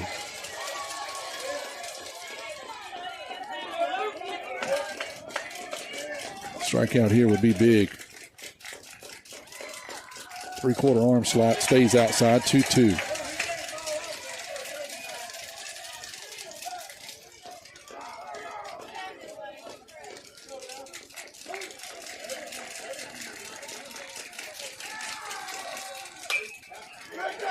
It's going to be a foul ball. Hit down the first baseline, foul ball.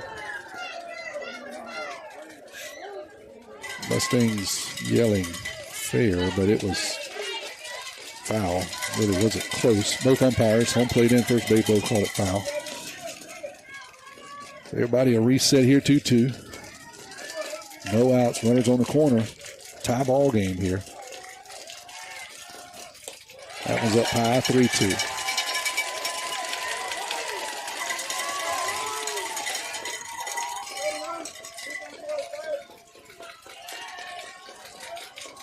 Big pitch, 3-2. Ball 4. Just missed outside. And that's going to do it for Petey because Coach Evan is walking out. Second visit, he'll have to make a change here. We'll let you know what he does. You're listening to Maroon Tide Baseball. Got a 1-1 game here in Soso. First Place Express Car Wash in Picayune would like to say a huge thank you to their loyal customers. First Place Express Car Wash is happy to serve their local community with 2 locations, Highway 11 North, just past Coast Electric, and on Highway 43 South, just a quarter mile east of I-59 at Exit 4. First Place Express Car Wash is locally owned and operated. You know they'll treat you right. Remember, when it comes to your vehicle's shine, First Place Express Car Wash in Picayune will have you saying, if it doesn't shine, it ain't mine.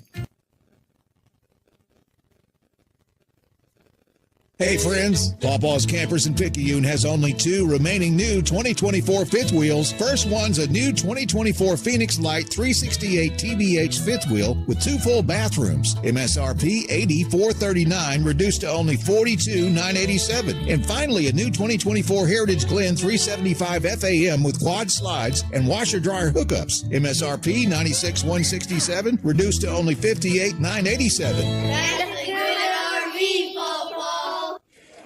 Macon Burnett's going to come in for the Tide. He came in Friday night and got the save, got the last out of the inning in relief of Landon Franklin.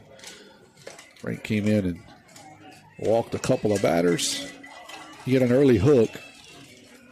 Coach Evan went with Macon. Macon was able to get the final out of the inning. Landon came in again on Saturday, pitched a little bit more in relief. So Petey will go to center field. Brunson will move to second base, and Ian will exit the game from second base. So that's the defensive changes for the Tide. I'll give you a little stats on Macon here.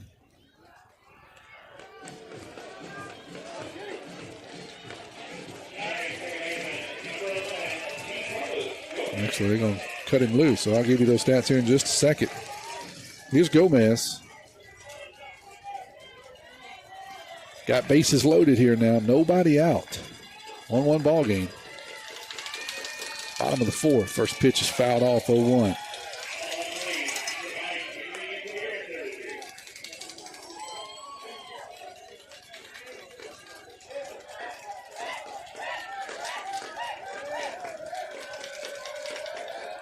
No one pitch is swung on and missed, 0-2.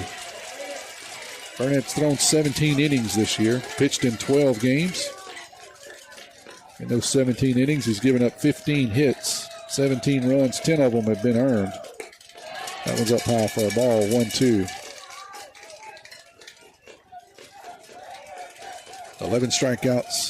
11 walks, 15 strikeouts. 3.5 ERA is what he's posted. That one's up high, ball 2.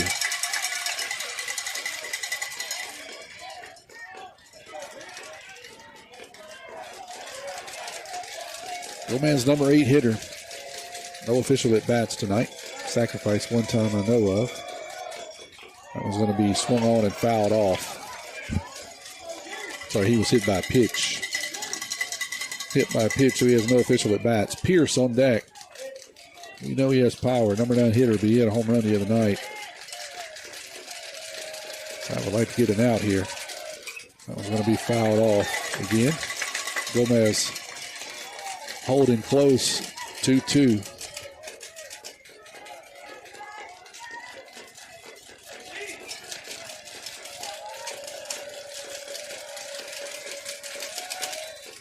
That one's going to be hit hard out into center field. Petey's got a long run. He's got a beat on it. Runner will score easily. That's a deep throw, but the runner at first and second will have to remain. Get it back there by Gomez. He got a pitch in. Gets a sac fly out of deep right center field. Scores a run for West Jones. Ty will record the first out of the inning. Good job of Petey getting over there. Tracking that down. Keeping runners at first and second. So it'll bring up Pierce now. He sacrificed his last time up. So no official at bats for him either. He's going to try to bunt again, and that one's going to hit him. So he's hit by pitch on the first pitch. That'll load the bases up again.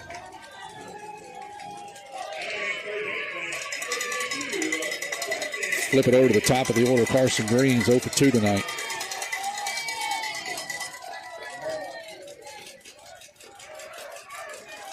Danger spot here for the Tide. Just one out. Corners are in. Middle infielder's playing back. That was going to be fouled off 0-1.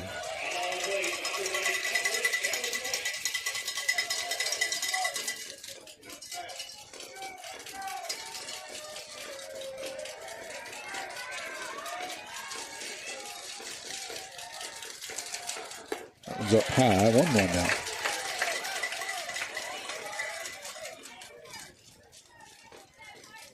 Burnett Jr.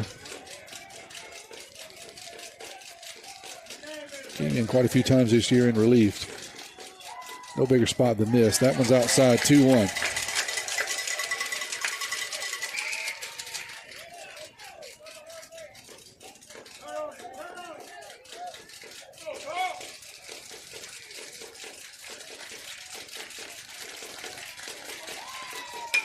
That one's going to be hit high and long out into left field. Justin's going to get a running start. The runner should score. Here's the throw. Going to be a play at the plate.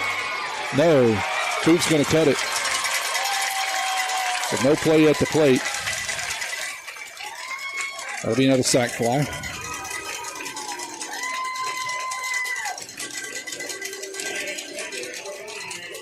I thought maybe they were going to let that one go because it would have been close.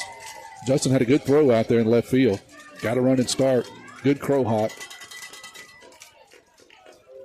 Coop cuts it 2 outs, though. First and second now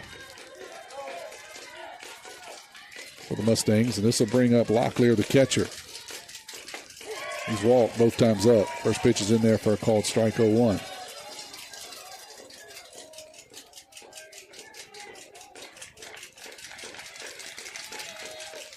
That was up high, 1-1 now.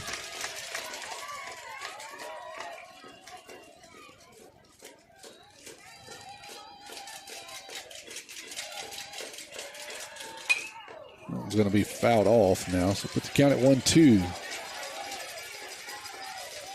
to the Mustang catcher. Piper on deck.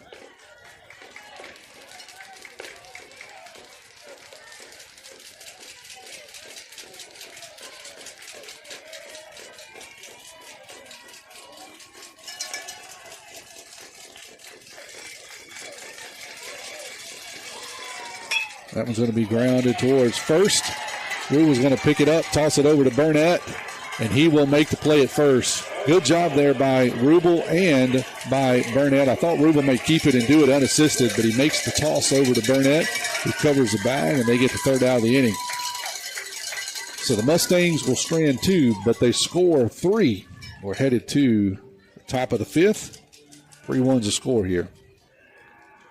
Herring Ford Lincoln, a name we recognize as being home-owned and home-operated in its 3rd generation of local ownership. Stop by Herring Ford Lincoln at 820 Memorial Boulevard in Picayune and experience the sales and service you would expect from your friends and neighbors. Herring Ford Lincoln may not be the biggest, but they strive every day to be the best. The Herring family and Ford Lincoln have been a winning combination for years in the Pearl River County area and the surrounding area, and they will serve the area for generations to come. Herring Ford Lincoln, a hometown tradition. At Sonic Drive-In of Picayune, Tuesday after 5 p.m. till close is Family Night with half-off cheeseburgers. Sonic Drive knows how hard it is sometimes to feed your whole family, and we want to give you a break on Tuesday nights. Half-price cheeseburgers. It's how Sonic Drive-In helps you feed your family. Remember that Sonic Drive-In of Picayune on Highway 11, just north of Highway 43 North, is happy eating at its best. Tuesday's family night with half-price cheeseburgers. That's what you get at Sonic Drive-In of Picayune. Trailers, fifth wheels, and motorhomes. Pawpaw's Campers in Picayune has them all. We're not that far from where you are. Pawpaw's Campers. Having fun, selling fun. Come and see us. That's a good RV, Pawpaw. Mustangs played at 3, run the score to 3-1 here. Still only 2 hits for each team. Mustangs have committed 1 error. Tied none officially. Brunson Stocksville's going to lead it off. First pitch of this inning is brought to you by your hometown bank, FNB Picayune. Come by the main branch and see Sheila Cooper and Linda Pinton. Hometown community spirit, hometown community pride. First pitch Brunson sees is going to be hit sharply down the first base line, and that's fair.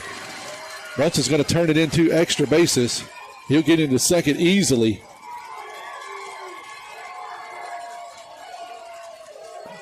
With a stand-up double.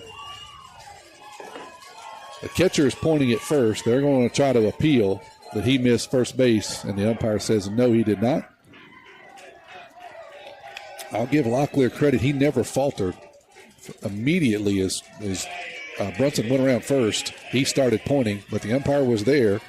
He accepted the appeal and said nope. Not much argument from the West Jones dugout. So the tie will start off here, 1 pitch, a double. That'll bring up Landon Franklin. Frank's 0 for 1 officially with a walk. Trying to get something going here. They're half of the 5th. Down 3-1. That one's down low, 1-0. Brunson hit a worm burner down the first base line, about 14 inches high. Goes all the way into the right field line corner.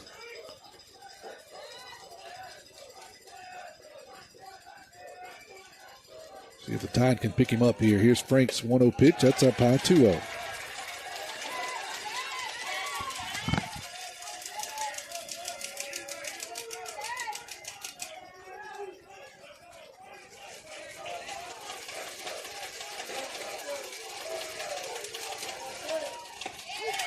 That one's in there for a called strike.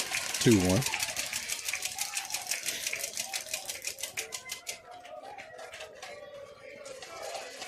Colt Robertson due up next for the Tide.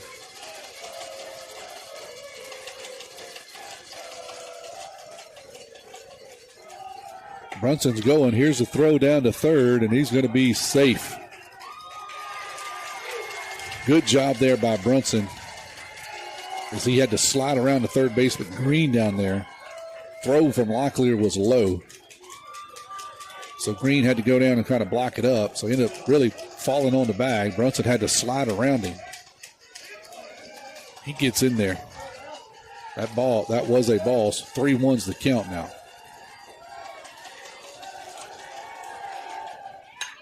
That one's going to be lifted down the right field line and should get out of play. It does. 3-2.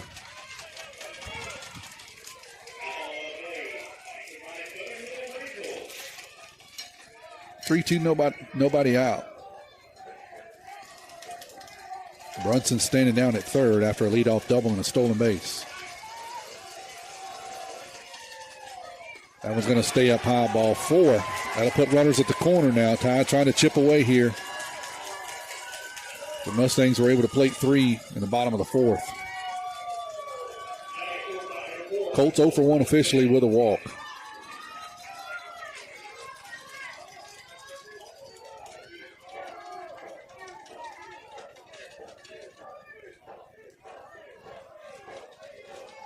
Tides tried to bunt here on a few occasions, even a safety squeeze earlier in the game.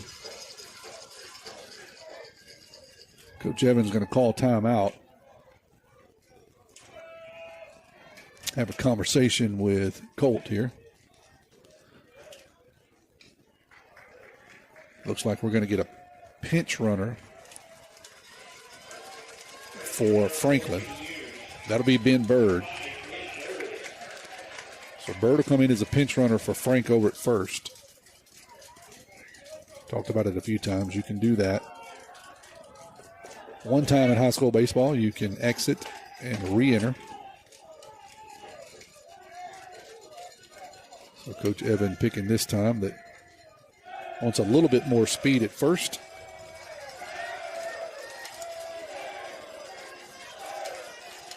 So Colt will stand in now for his first pitch. Nobody out, runners on the corners. That one's going to be hit high out into left field. That's got a shot. It's going. It's off the wall. Off the top of the wall. Brunson will score easily. I thought it had a chance. They got about a 10-foot wall out there. And had it been a normal 8-footer, that's gone. But we'll take it. As Colt bangs one off the top of it. Me and Kevin both thought that one was out of here. As he banged it. Colt Robinson got all of it. That's going to draw the attention of the West Jones coach. He's going to come out and have a conversation with Mr. Piper. We'll see what he does. We'll step away here for 15 seconds while he makes a decision. You're listening to Maroon Tide Baseball, trying to mount a comeback here in Soso. Trailers, fifth wheels, and motorhomes. Pawpaw's Campers in Picayune has them all. We're not that far from where you are. Pawpaw's Campers. Having fun, selling fun. Come and see us. That's a good RV, Pawpaw. They're going to stay with Piper. Got the ball in his hands. He is the ace as I understand it. Threw around 75 pitches Friday night. They're asking him to hold this one close. In here for his second inning of work. 3-2's a score. We're in the top of the fifth. Nobody out. Runners on first and second. Here's Rubel.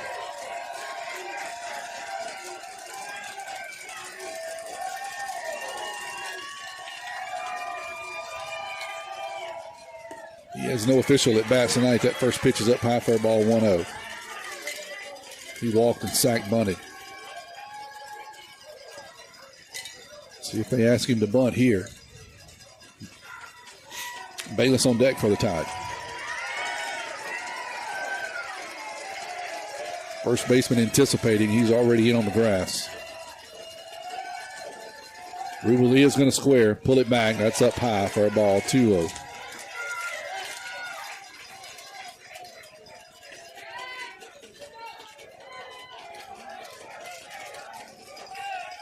I think everybody anticipating a bunt here.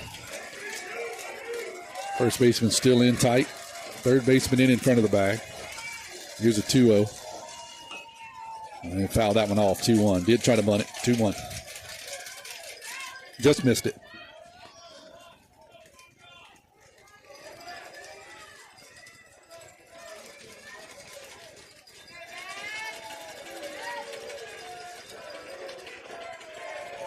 He gets the array of signs from Coach Evan.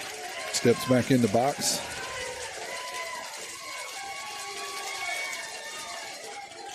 Squares again. That one pulls back. It's low 3-1.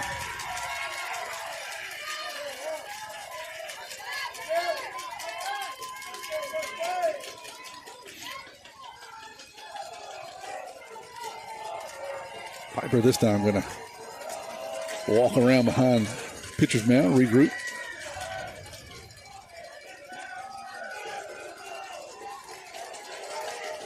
It's been a good one so far. Tide trying to battle back here, down 3-2. They say that Rubel went. It was a ball, but they say he went on the bunt attempt. So that'll be a called strike 3-2. He kind of leaned, and I think he pulled the bat back, but that lean got him. Kind of leaned out over the plate. Ball was outside. He was leaning and looking at it. Just didn't get the back far enough for the umpire's liking. So 3-2 now. He is going to get this one down, and it's going to get all the way down for a sac bunt. First baseman was going to let it ride, go all the way down the line, hoping it was going to go foul. He picked it up at the last moment and touches first base. So Rubel will get the sac bunt down, even with 2 strikes. He does his job for the second time tonight. That'll put runners at second and third.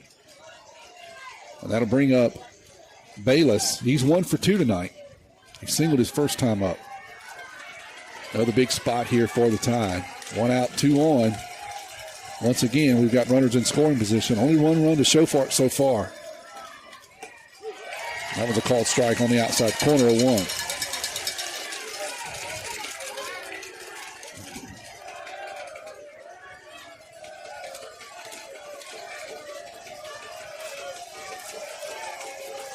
Justin Stockstill on deck. Good fastball on the outside corner, 0-2.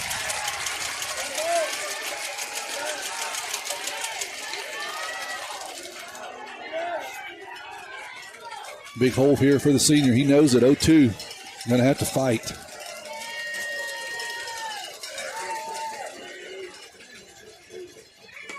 That one's way outside, 1-2.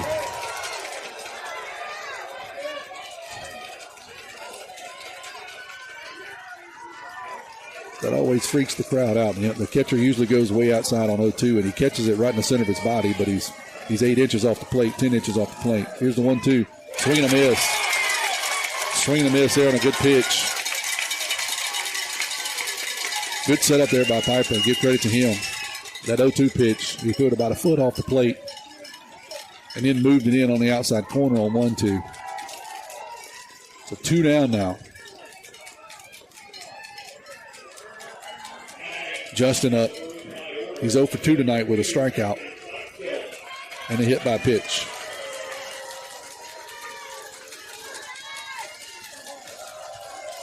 Another big spot for the senior here. Played well defensively. I know he wants to get a hit here.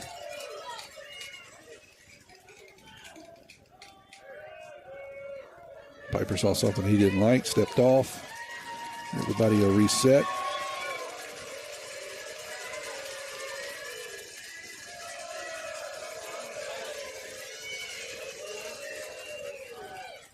That one's up high for a ball, 1-0.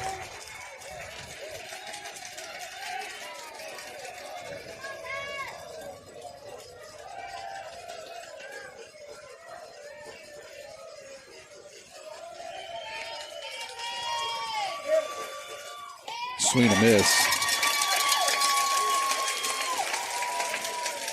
Good breaking pitch there. 1-1 will even up the count.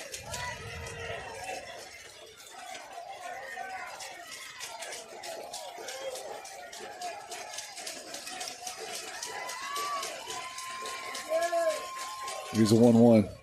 That one's going to be fouled off.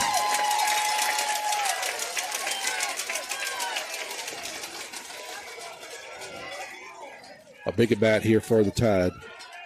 Don't want to over-complicate things, blow things out of proportion. Here in the 5th, 2 runners on, 2 outs. Your senior leadoff hitter at the plate. 1-2's the count. A lot of pressure. Swing and a miss. Good fastball up. Got Justin to go fishing. Tide strands 2. Head to the bottom of the 5th. We do plate 1, 3-2. Nobody protects you from mayhem like Allstate. I'm a lost bee that found my way into your car. And now that I'm in here, good luck getting me out. I think it's gone. Wait, no, it's in my hair. And if you don't have the right auto insurance coverage, well, this could be quite a sticky situation. So get Allstate. Jason Pygott has offices in Picayune. Make sure you have the right coverage. Give the Pygott Agency a call today. 601-798-7005. Subject to terms, conditions, and availability. Allstate Fire and Casualty Insurance Company and affiliates, Northbrook, Illinois. Highland Community Hospital continues to do what is best for patients in our new wound healing center. Now open and staffed by a specialized team of doctors, nurses, and techs, we treat diabetic patients and others with serious wounds that have resisted traditional treatment and need special care. Located on the first floor in our outpatient department, our medical professionals will tailor a treatment plan to meet your specific needs, working to treat the whole person and not just the wound. For more information, visit www.highlandch.org. Tide gets 1. They chip away. Scores 3-2 here, headed to the bottom of the 5th. Time for the Paul's Pastry Shop Mardi Gras Cafe Trivia question. 601-590-5950. 590-5950. That's the number. Text your name and the answer, the correct answer, to to that number. Who's the only player to be thrown out twice in the same All-Star game at the plate? Who's the only player to be thrown out at the plate twice in the same All-Star game? 590-5950.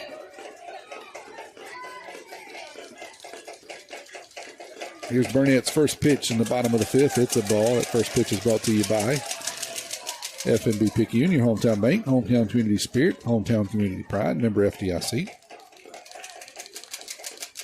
That one's going to be lifted foul.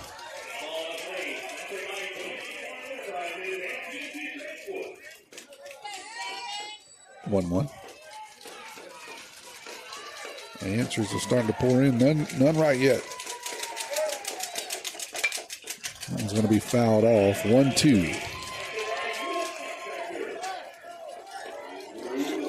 This is Piper. Tolbert's on deck for the Tide. Who is the only player to get thrown out twice at the plate in the same All-Star game? That one's up high, 2-2. Lots of answers. Nobody got it, though. Google machines are firing up. Oh, that hit Piper. 2-2 hit him. He'll head down to first.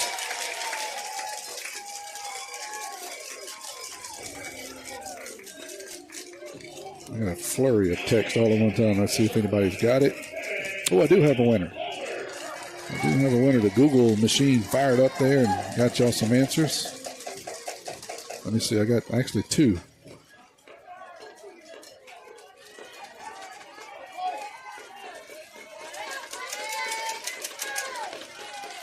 So running down at first, here is Tolbert. He's going to get down the bunt, down the first base line. Rubel will pick it up, tag him on the way by. That'll be the first out of the inning on the sac bunt. Tolbert trying to make it interesting and slide in underneath the tag, but Rubel stands his ground. So Tolbert does his job, moves Piper over to second. That's where he'll stand with one out. And this will be Summerall hitting. Summerall's 1 for 2. First pitch is down for a ball, 1-0. Who's the only player to get thrown out twice at the plate in the same All-Star game? Phil Cavaretta in the 1944 All-Star game. Phil Cavaretta got thrown out twice in the same All-Star game at the plate, 1944. A couple of y'all got it. The first one to get it is Cabe Miller. Cabe Miller. So you win the gift certificate, Paul's Pastry Shop, and you also credit anybody listening $500 off well service. First person to use it. That one's going to be down for a ball, 2-0. That's what Cabe says, is he says he'll take the butter crunches. And also he's offering $500 off, so appreciate that, Cabe. I'll take that personally. That one's going to be fouled off down the first baseline, 2-1. Several others also got it. I see all kind of came in, but Cabe was the first one. Phil Cavaretta. 2-1, 1 out.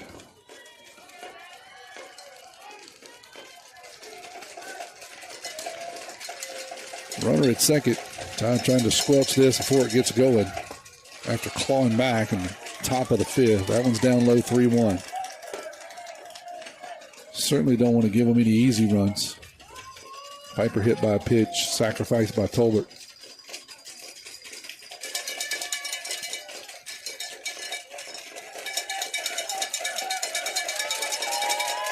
Runner's going to go. That's going to be fouled off. Keep it at 3-2. Macon got a little predictable. Piper had the stolen base. Summerall fouled it off, and you'll have to go back.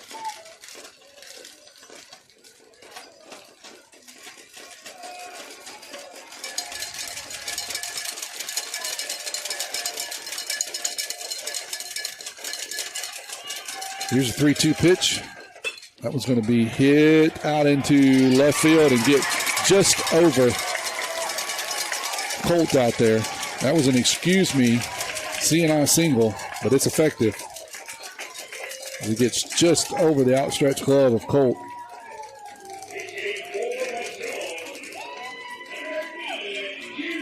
Got to put runners on the corner now. Weeks, the designated hitter, he's one for one. Actually, they're going to make a change and put Phipps in. Phipps was a designated hitter first 2 games. He's going to come in here for Weeks. Pinch hit.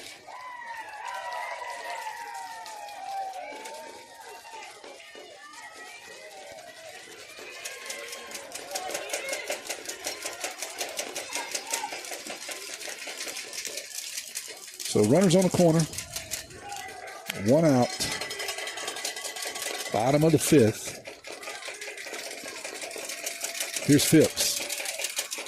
That one's going to be hit hard down the right field line and off the top of the wall. That was score 1. Here comes the runner around third. He's going to get held up as Phipps doubles off the top of the wall.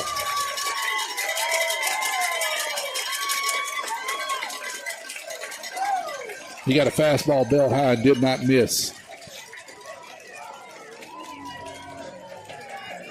He'll stand at second with a stand-up double. That'll drive in a run, 4-2 now. And that'll bring up Everwine, the left fielder. He's 0 for 1 with a walk. Infield in here. Everybody's in. That ball's outside and low, 1-0. No force. Everybody will have to keep the runner at third. Runs are at a premium. Outs are dropping. Only 2 innings left for the Tide. That one's on the outside corner, 1-1.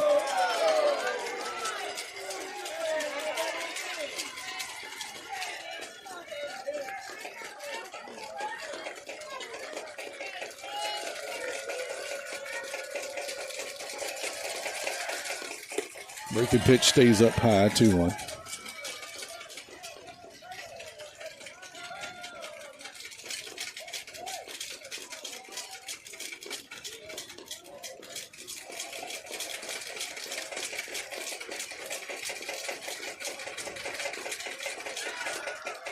That one's inside, 3-1 now.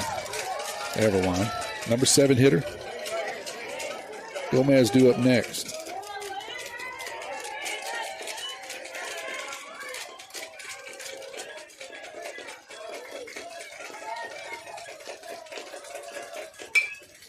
That one's going to be hit down the right field line and foul.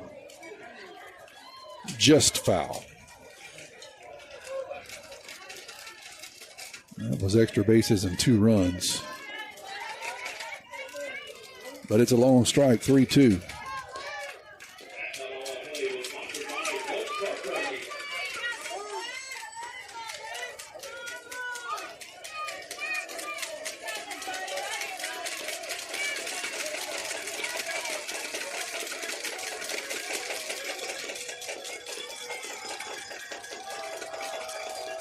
Here's a 3-2 pitch. That's up and in. Ball 4. That'll load him up. Coach Evans is going to walk out and have a conversation with Macon. We'll step away while he does. You can say goodbye to the guesswork. We make it easy as 1, 2, 3. When you come by Papa's Camper City for a trailer or RV. Hey friends, you got that RV, car, or truck that you're not using that much anymore? Would you like to sell it? Just call toll-free 800-728-2267. That's 800-728-2267. Let one of Pawpaw's Campers' professional salespeople get you a check today. Call today, get a check today. Let us buy your trade-in, even if you're not purchasing from us. Pawpaw's Campers and Cars in Picayune. We're not that far from where you are. Great service, great price, now isn't that nice? You're gonna love the way we deal. Papa's Camper City in Picayune. Yeah, boy. Yes, sir, yes, ma'am. You're gonna love the way we deal.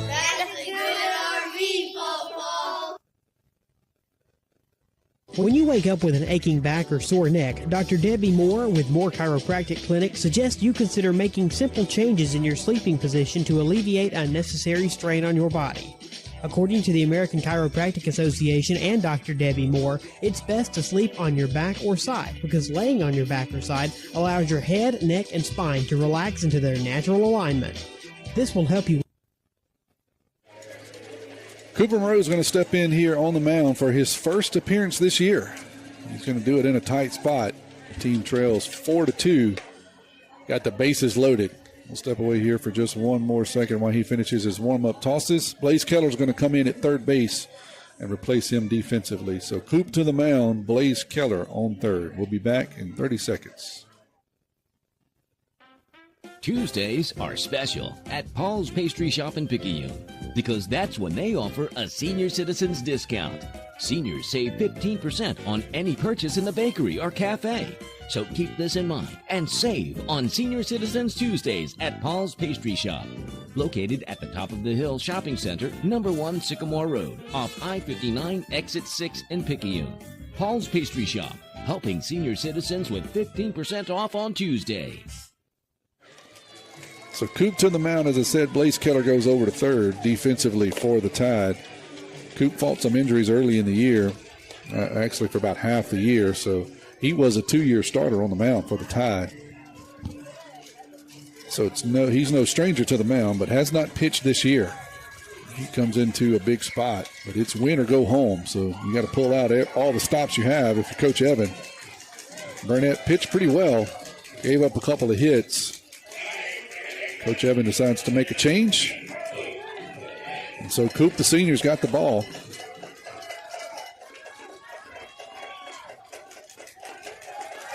He's going to face Gomez here, the second baseman. He's 0 for 1 officially. Bases loaded. 1 out. First pitch is in there for a called strike, 0-1.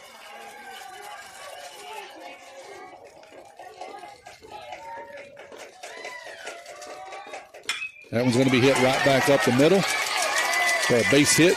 That'll score a run. Parker will get it in quickly. And that'll be a single with an RBI. That ball was hit hard right back up the middle. 5-2 now to score.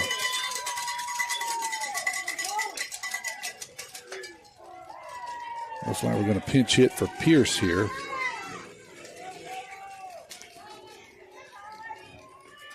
Number 24, I'll get you his name here in just a sec.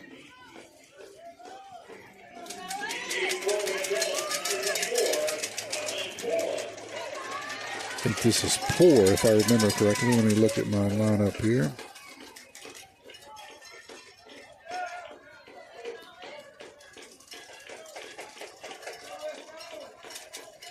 It is Poor. He started the first 2 games, so now he's going to come in pinch hitting for Pierce. Base is still loaded, 1 out, 5-2. Swing and a miss on a good breaking pitch, 0-1. Top of the lineup in green on deck. Infield still in for the Tide. Another breaking pitch, it's called strike, 0-2.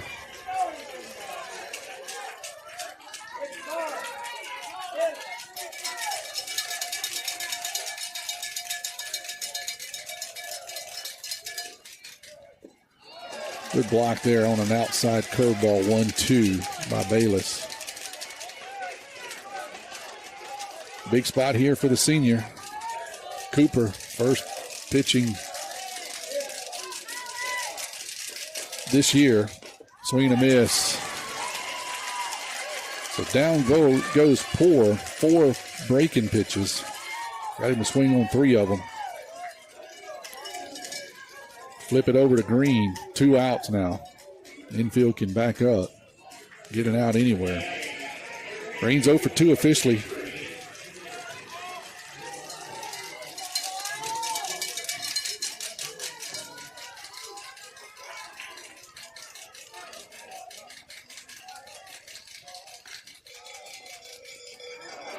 That one's going to be swung on and missed, 0-1. It kicks away. from Bayless, but not far enough for the runner on third to try to score.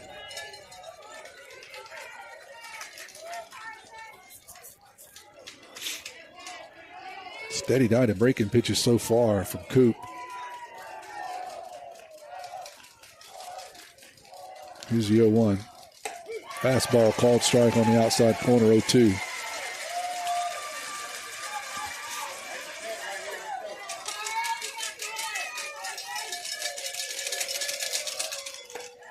Just missed on the breaking pitch, 1-2.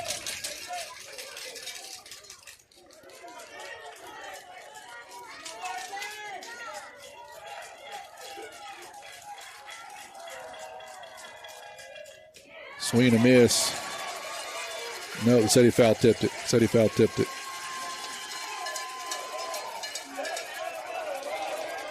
Now the umpire is going to ask for help from the other official. That was a tough one because the ball hit the ground, and I don't know if he hit the ball or the ground. They're going to say foul ball. Can't argue with that either way. It was just too hard to tell. Breaking pitch that hit the ground. He swung at it, and you really couldn't tell whether he hit the ground or hit the ball. He called a foul tip. Partner second base confirmed. Here's the 1-2.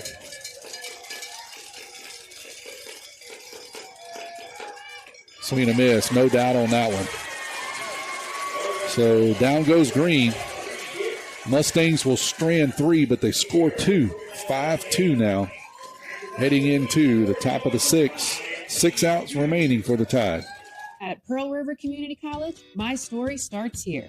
Join the Wildcat family and find your path to success today. When you enter Wildcat Country, you're more than just a student, you're family. We welcome everyone, from recent high school grads to returning students or career changers. With pathways that cover every dream and goal, PRCC offers a place for you to grow, learn, and succeed. Come be part of the tradition of excellence, and let's start your journey together at Pearl River. Looking for a gym to help you become a healthier you? The Gym at Picayune is the place to be with its large open facility, modern equipment, and knowledgeable staff led by owner and operator Edgar Woods. The Gym at Picayune offers a variety of workouts and classes to meet your specific needs with 24/7 access. The gym accepts silver sneakers, which is available at no cost for adults 65 plus through select Medicare plans. More space, more equipment, more growth. The Gym at Picayune. We're heading to the top of the 6. 5-2 is the score. Parker Helton, Cooper Moreau up 1-2 for the Tide, then Turner Pugh. Gerald Wells texted me and said that Coop did actually pitch in the first game of the year in a Jamboree game. He says regular season game. I show no stats on him in Game Changer unless I'm missing it, Gerald. I'll go back and look. I show nothing on him. So I'll look at that too. I have been wrong once tonight. And I'm usually only wrong once a week, so I don't think that I'm wrong twice, but I'll check. Double check. I trust you and Dole. Here's the first pitch. Petey. It's up high for a ball, 1-0. That pitch is brought to you by your hometown bank, F&B Picayune, where hometown means the best service around, with 4 locations in Picayune to serve you. Piper's still out there. That one's going to be fouled off by Petey down the left field line, and it's going to get out of play over in the lounge. 1-1. I'm going to go back and look again. Gerald.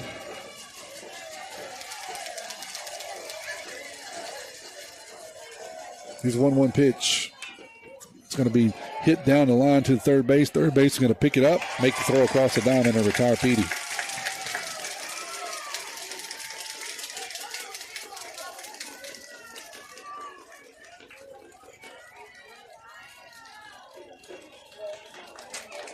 And for the second time tonight, I am proven wrong. I do find it now. I just didn't scroll down far enough. He did throw 3 innings early in the year.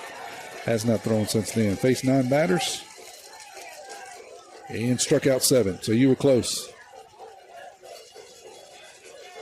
2 times this week. Tonight, that was up high for a ball, 1-0. So my wife will be happy to know that I have no more wrongs to give up the rest of the week.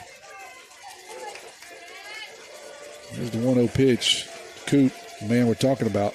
That one's going to be hit Down the third base line, but going to get foul. Coop gave it a ride. Just foul. 1-1. Yeah, I wasn't scrolling down far enough there. Gerald. So he did have a couple of innings work early in the season, then fought those injuries. So let me rephrase. He has not thrown this year. He has not thrown since mid-February. That would be a true statement. 1-2 is his count now as a batter.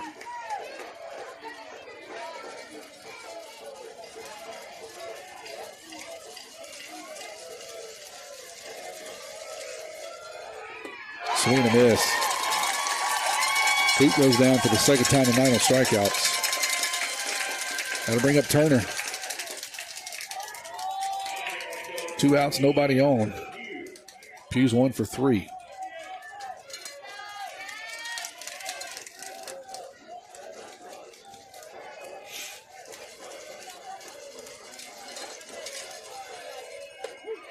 Called strike on the outside corner, 0-1.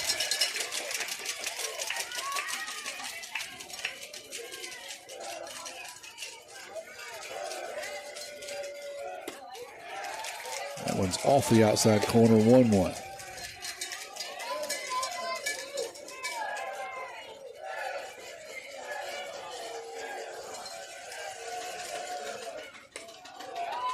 That one's inside to Pugh, 2-1.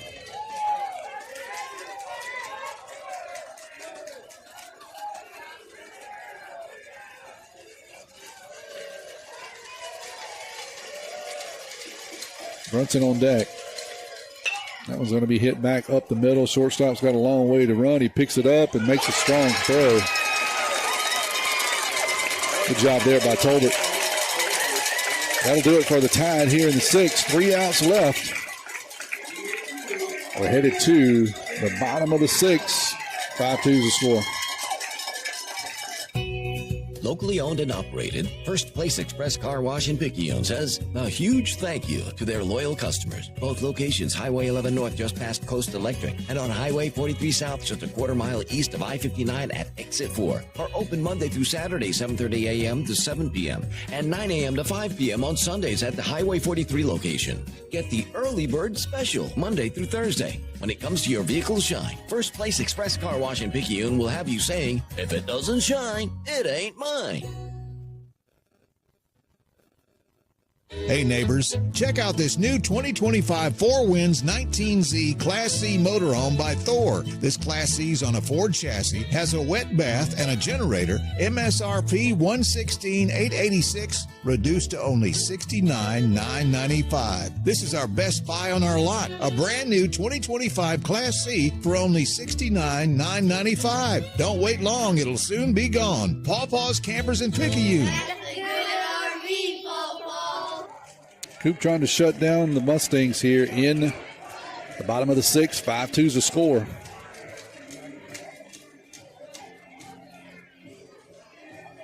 Locklear and then Piper, followed by Tolbert. 1, 2, 3 for the Mustangs. 2, 3, 4 in the order. First pitch of this inning is brought to you by your hometown bank, FNB Picayune. Checking, savings, loans, mortgages. If you need it, they got it. FNB Picayune, your hometown bank.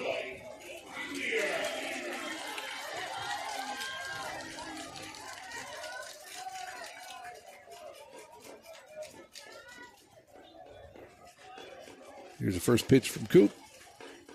That's going to be fouled off, 0-1.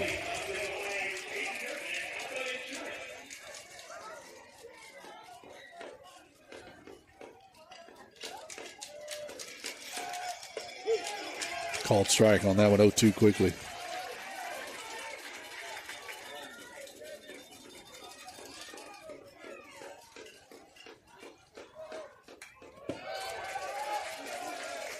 Foul that one off, so we'll keep it at 0-2.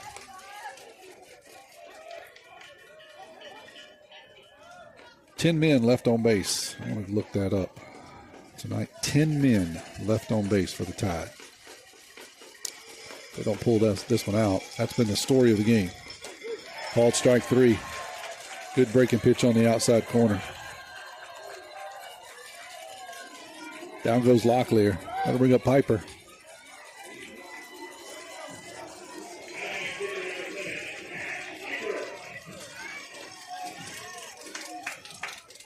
West Jones has left 8 on base in comparison. Scores 5-2. That one's fouled off by Piper, 0-1. So 18 combined left on base through 5.5 innings. That one's going to be lifted out into right center field and get down for a base hit. Not hit hard, but hit far enough to get in no man's land out there in front of the right fielder, Pugh. And Piper will collect his first hit of the night. That'll bring up Tolbert. He's 0 for 1 officially.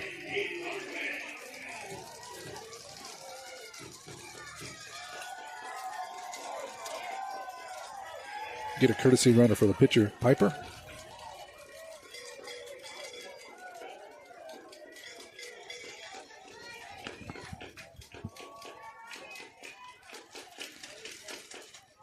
It's going to be fouled off, 0-1.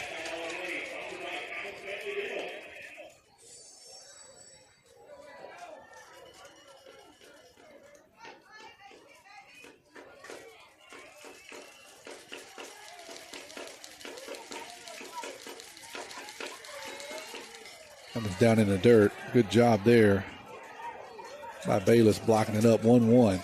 Runner has to stay at first. Didn't get a good jump.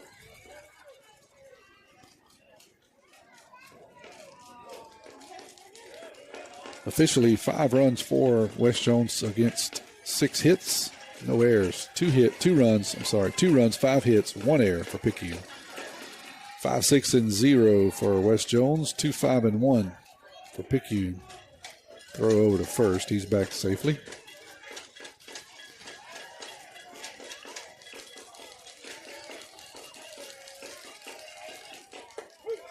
Breaking pitch in there for a called strike. 1-2.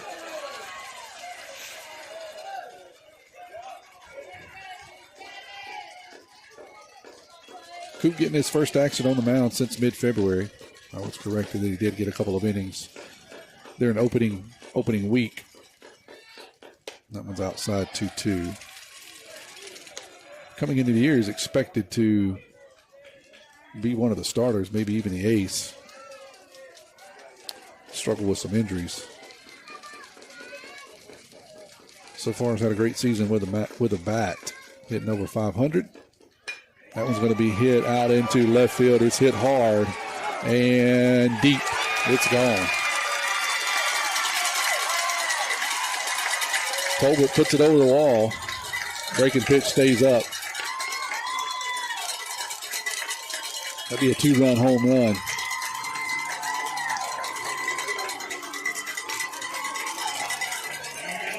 (7-2) now the score.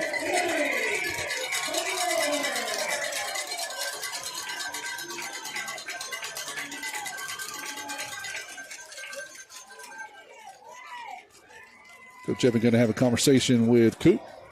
While he does so, we'll step away here for 30 seconds on WRJW.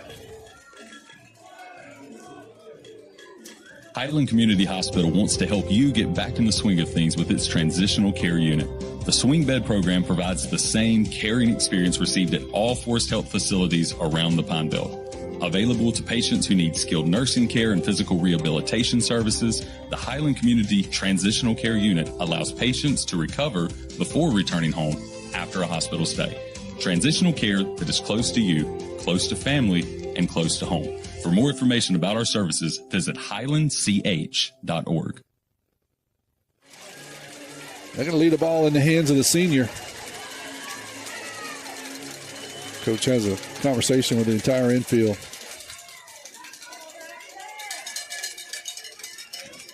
Walks back off the field. Braxton Summerall's going to step in now. First baseman, he's 2 for 3 tonight. Does have a strikeout.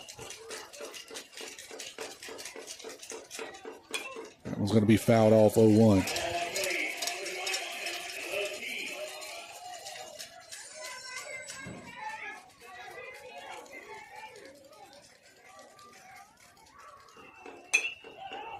was going to be fouled out of play, 0-2. I don't want to close the barn door prematurely. Tide still has another at-bat coming. But if this is it for the Tide, it's been a good run. 20-10 coming into tonight's contest. That was going to be fouled off. Struggled a bit the last few weeks of the season, the regular season. But overall, nothing to hang your head about. Gutsy performance here Friday and tonight. There's too many guys left on base so far. Again, it's not over. That one's going to be grounded up the middle. Cole will pick it up, make the throw. And that'll record the second out of the inning.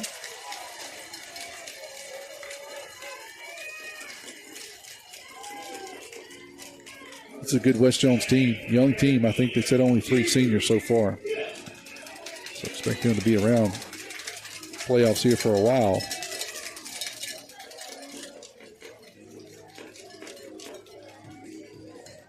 This is Phipps, designated hitter.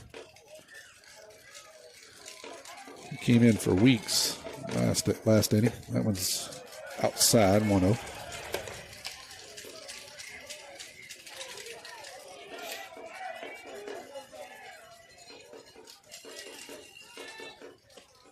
He's in there for a called strike, 1-1.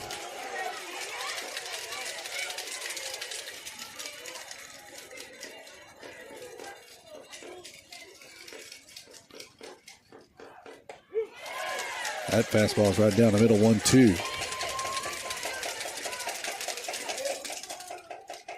Everyone on deck, left fielder.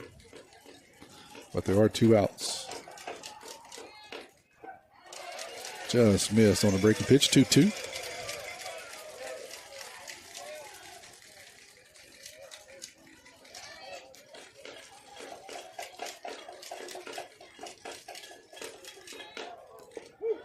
Strike 3 called. That'll do it for the 6th inning. West Jones adds 2 more.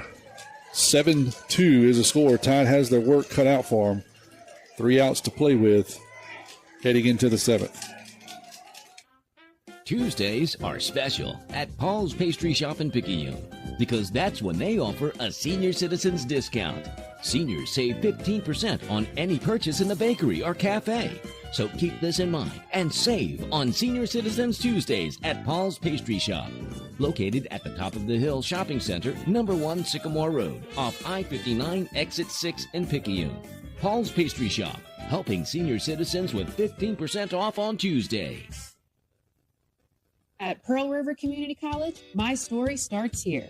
Join the Wildcat family and find your path to success today. When you enter Wildcat Country, you're more than just a student, you're family. We welcome everyone, from recent high school grads to returning students or career changers. With pathways that cover every dream and goal, PRCC offers a place for you to grow, learn, and succeed. Come be part of the tradition of excellence and let's start your journey together at Pearl River. Brunson, Stockstill, Landon Franklin, Colt Robertson due up here for the Tide. 5, 6, 7. Dash Piper out for his, let me see this right, I want to say 3 or 4. Piper out for his 4th inning of work here. He's thrown 51 pitches so far. Go along with about 75 Friday night.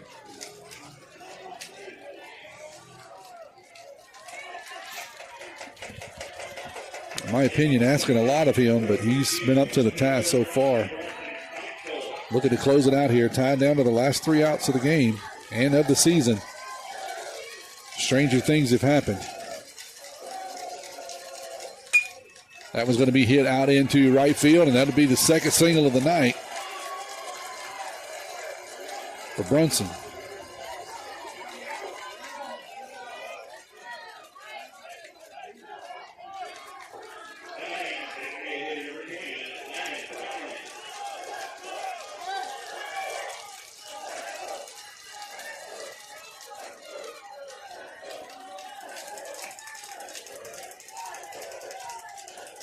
Here's Landon. First pitch he sees is fouled off 0-1.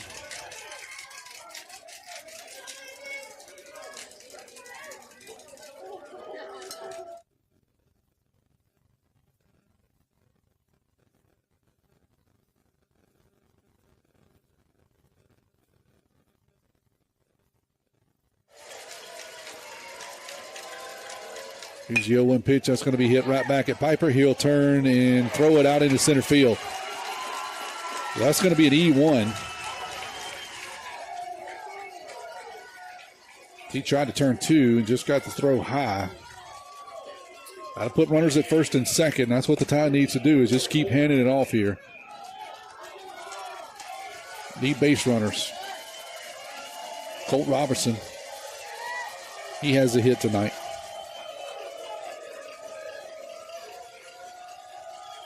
He's 1 for 2 officially. That one's going to be hit right back up the middle, and that is his second no. Yeah, what are they going to say is the ball was knocked down by the second baseman, Gomez. He flips it to, I didn't think he had any chance to get there, but good job by him. He knocks it down, and they're going to say, I'm going to give that an infield single. He tried to flip it over to Tolbert, who was standing on the bag, and just not in time. So the base is now loaded. I'm going to call that an infield single, and so does the official score. I see him flashing a hit now.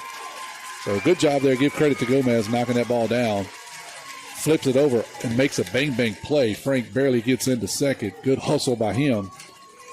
And so that'll load the bases with nobody out. Wes Jones is going to have a conversation with their team at the mound.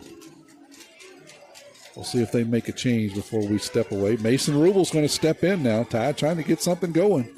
Not ready to give up yet. Trailing by 5, but bases loaded, nobody out.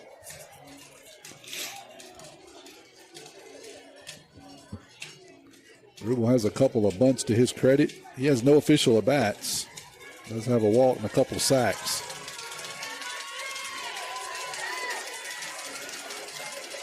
That's a sacrifice bunt, not a sack. He did have a tackle for loss Friday night's game.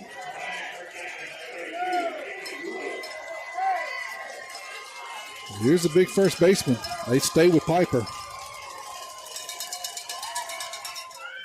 That one's going to bounce and kick away from Locklear. That'll score a run on the pass ball. Wild pitch scored officially.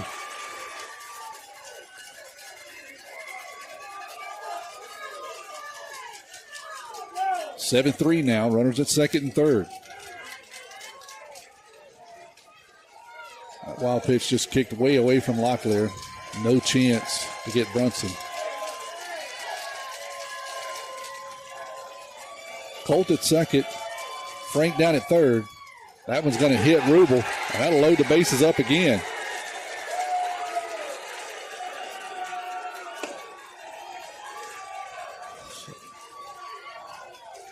So that's going to put the tying run at least at the plate for the Tide, and that's really all you can hope for. Coming into the last inning with a 5-run deficit. Is get the tying run to the plate. The Tide have done that with nobody out. Mason Bayless is 1 for 3 tonight.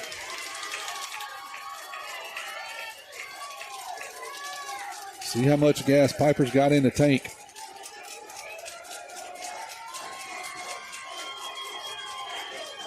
Infield's going to play back. They're going to give up a run here. Leading by 4. That pitch is going to stay up high, 1-0. Tide said don't start saying your goodbyes just yet.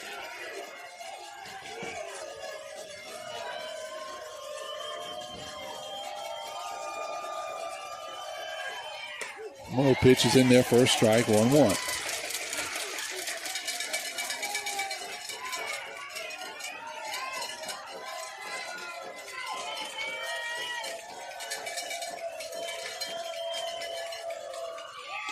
Breaking pitch is in there for a called strike now to Bayless, 1-2.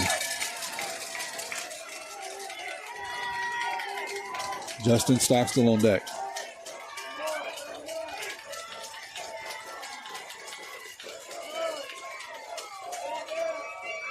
That one's going to be hit on the ground. Tolbert's going to pick it up. They're going to get 1, try to turn 2, and they do.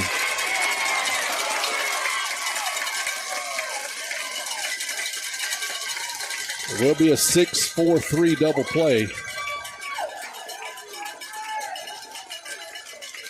Tide does score a run, but now 2 outs. 7-4 is the score. Bayless hit it hard, but right at Tolbert.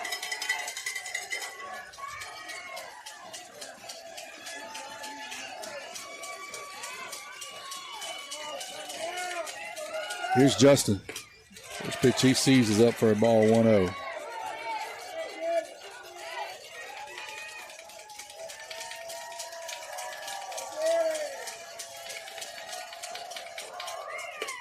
He's inside 2-0 now. Tide would love to get Justin on some kind of way and get over to Parker and Cooper with a couple of guys on. Justin's going to have to fight here, though. Here's a 2-0. That was in there for a called strike, 2-1.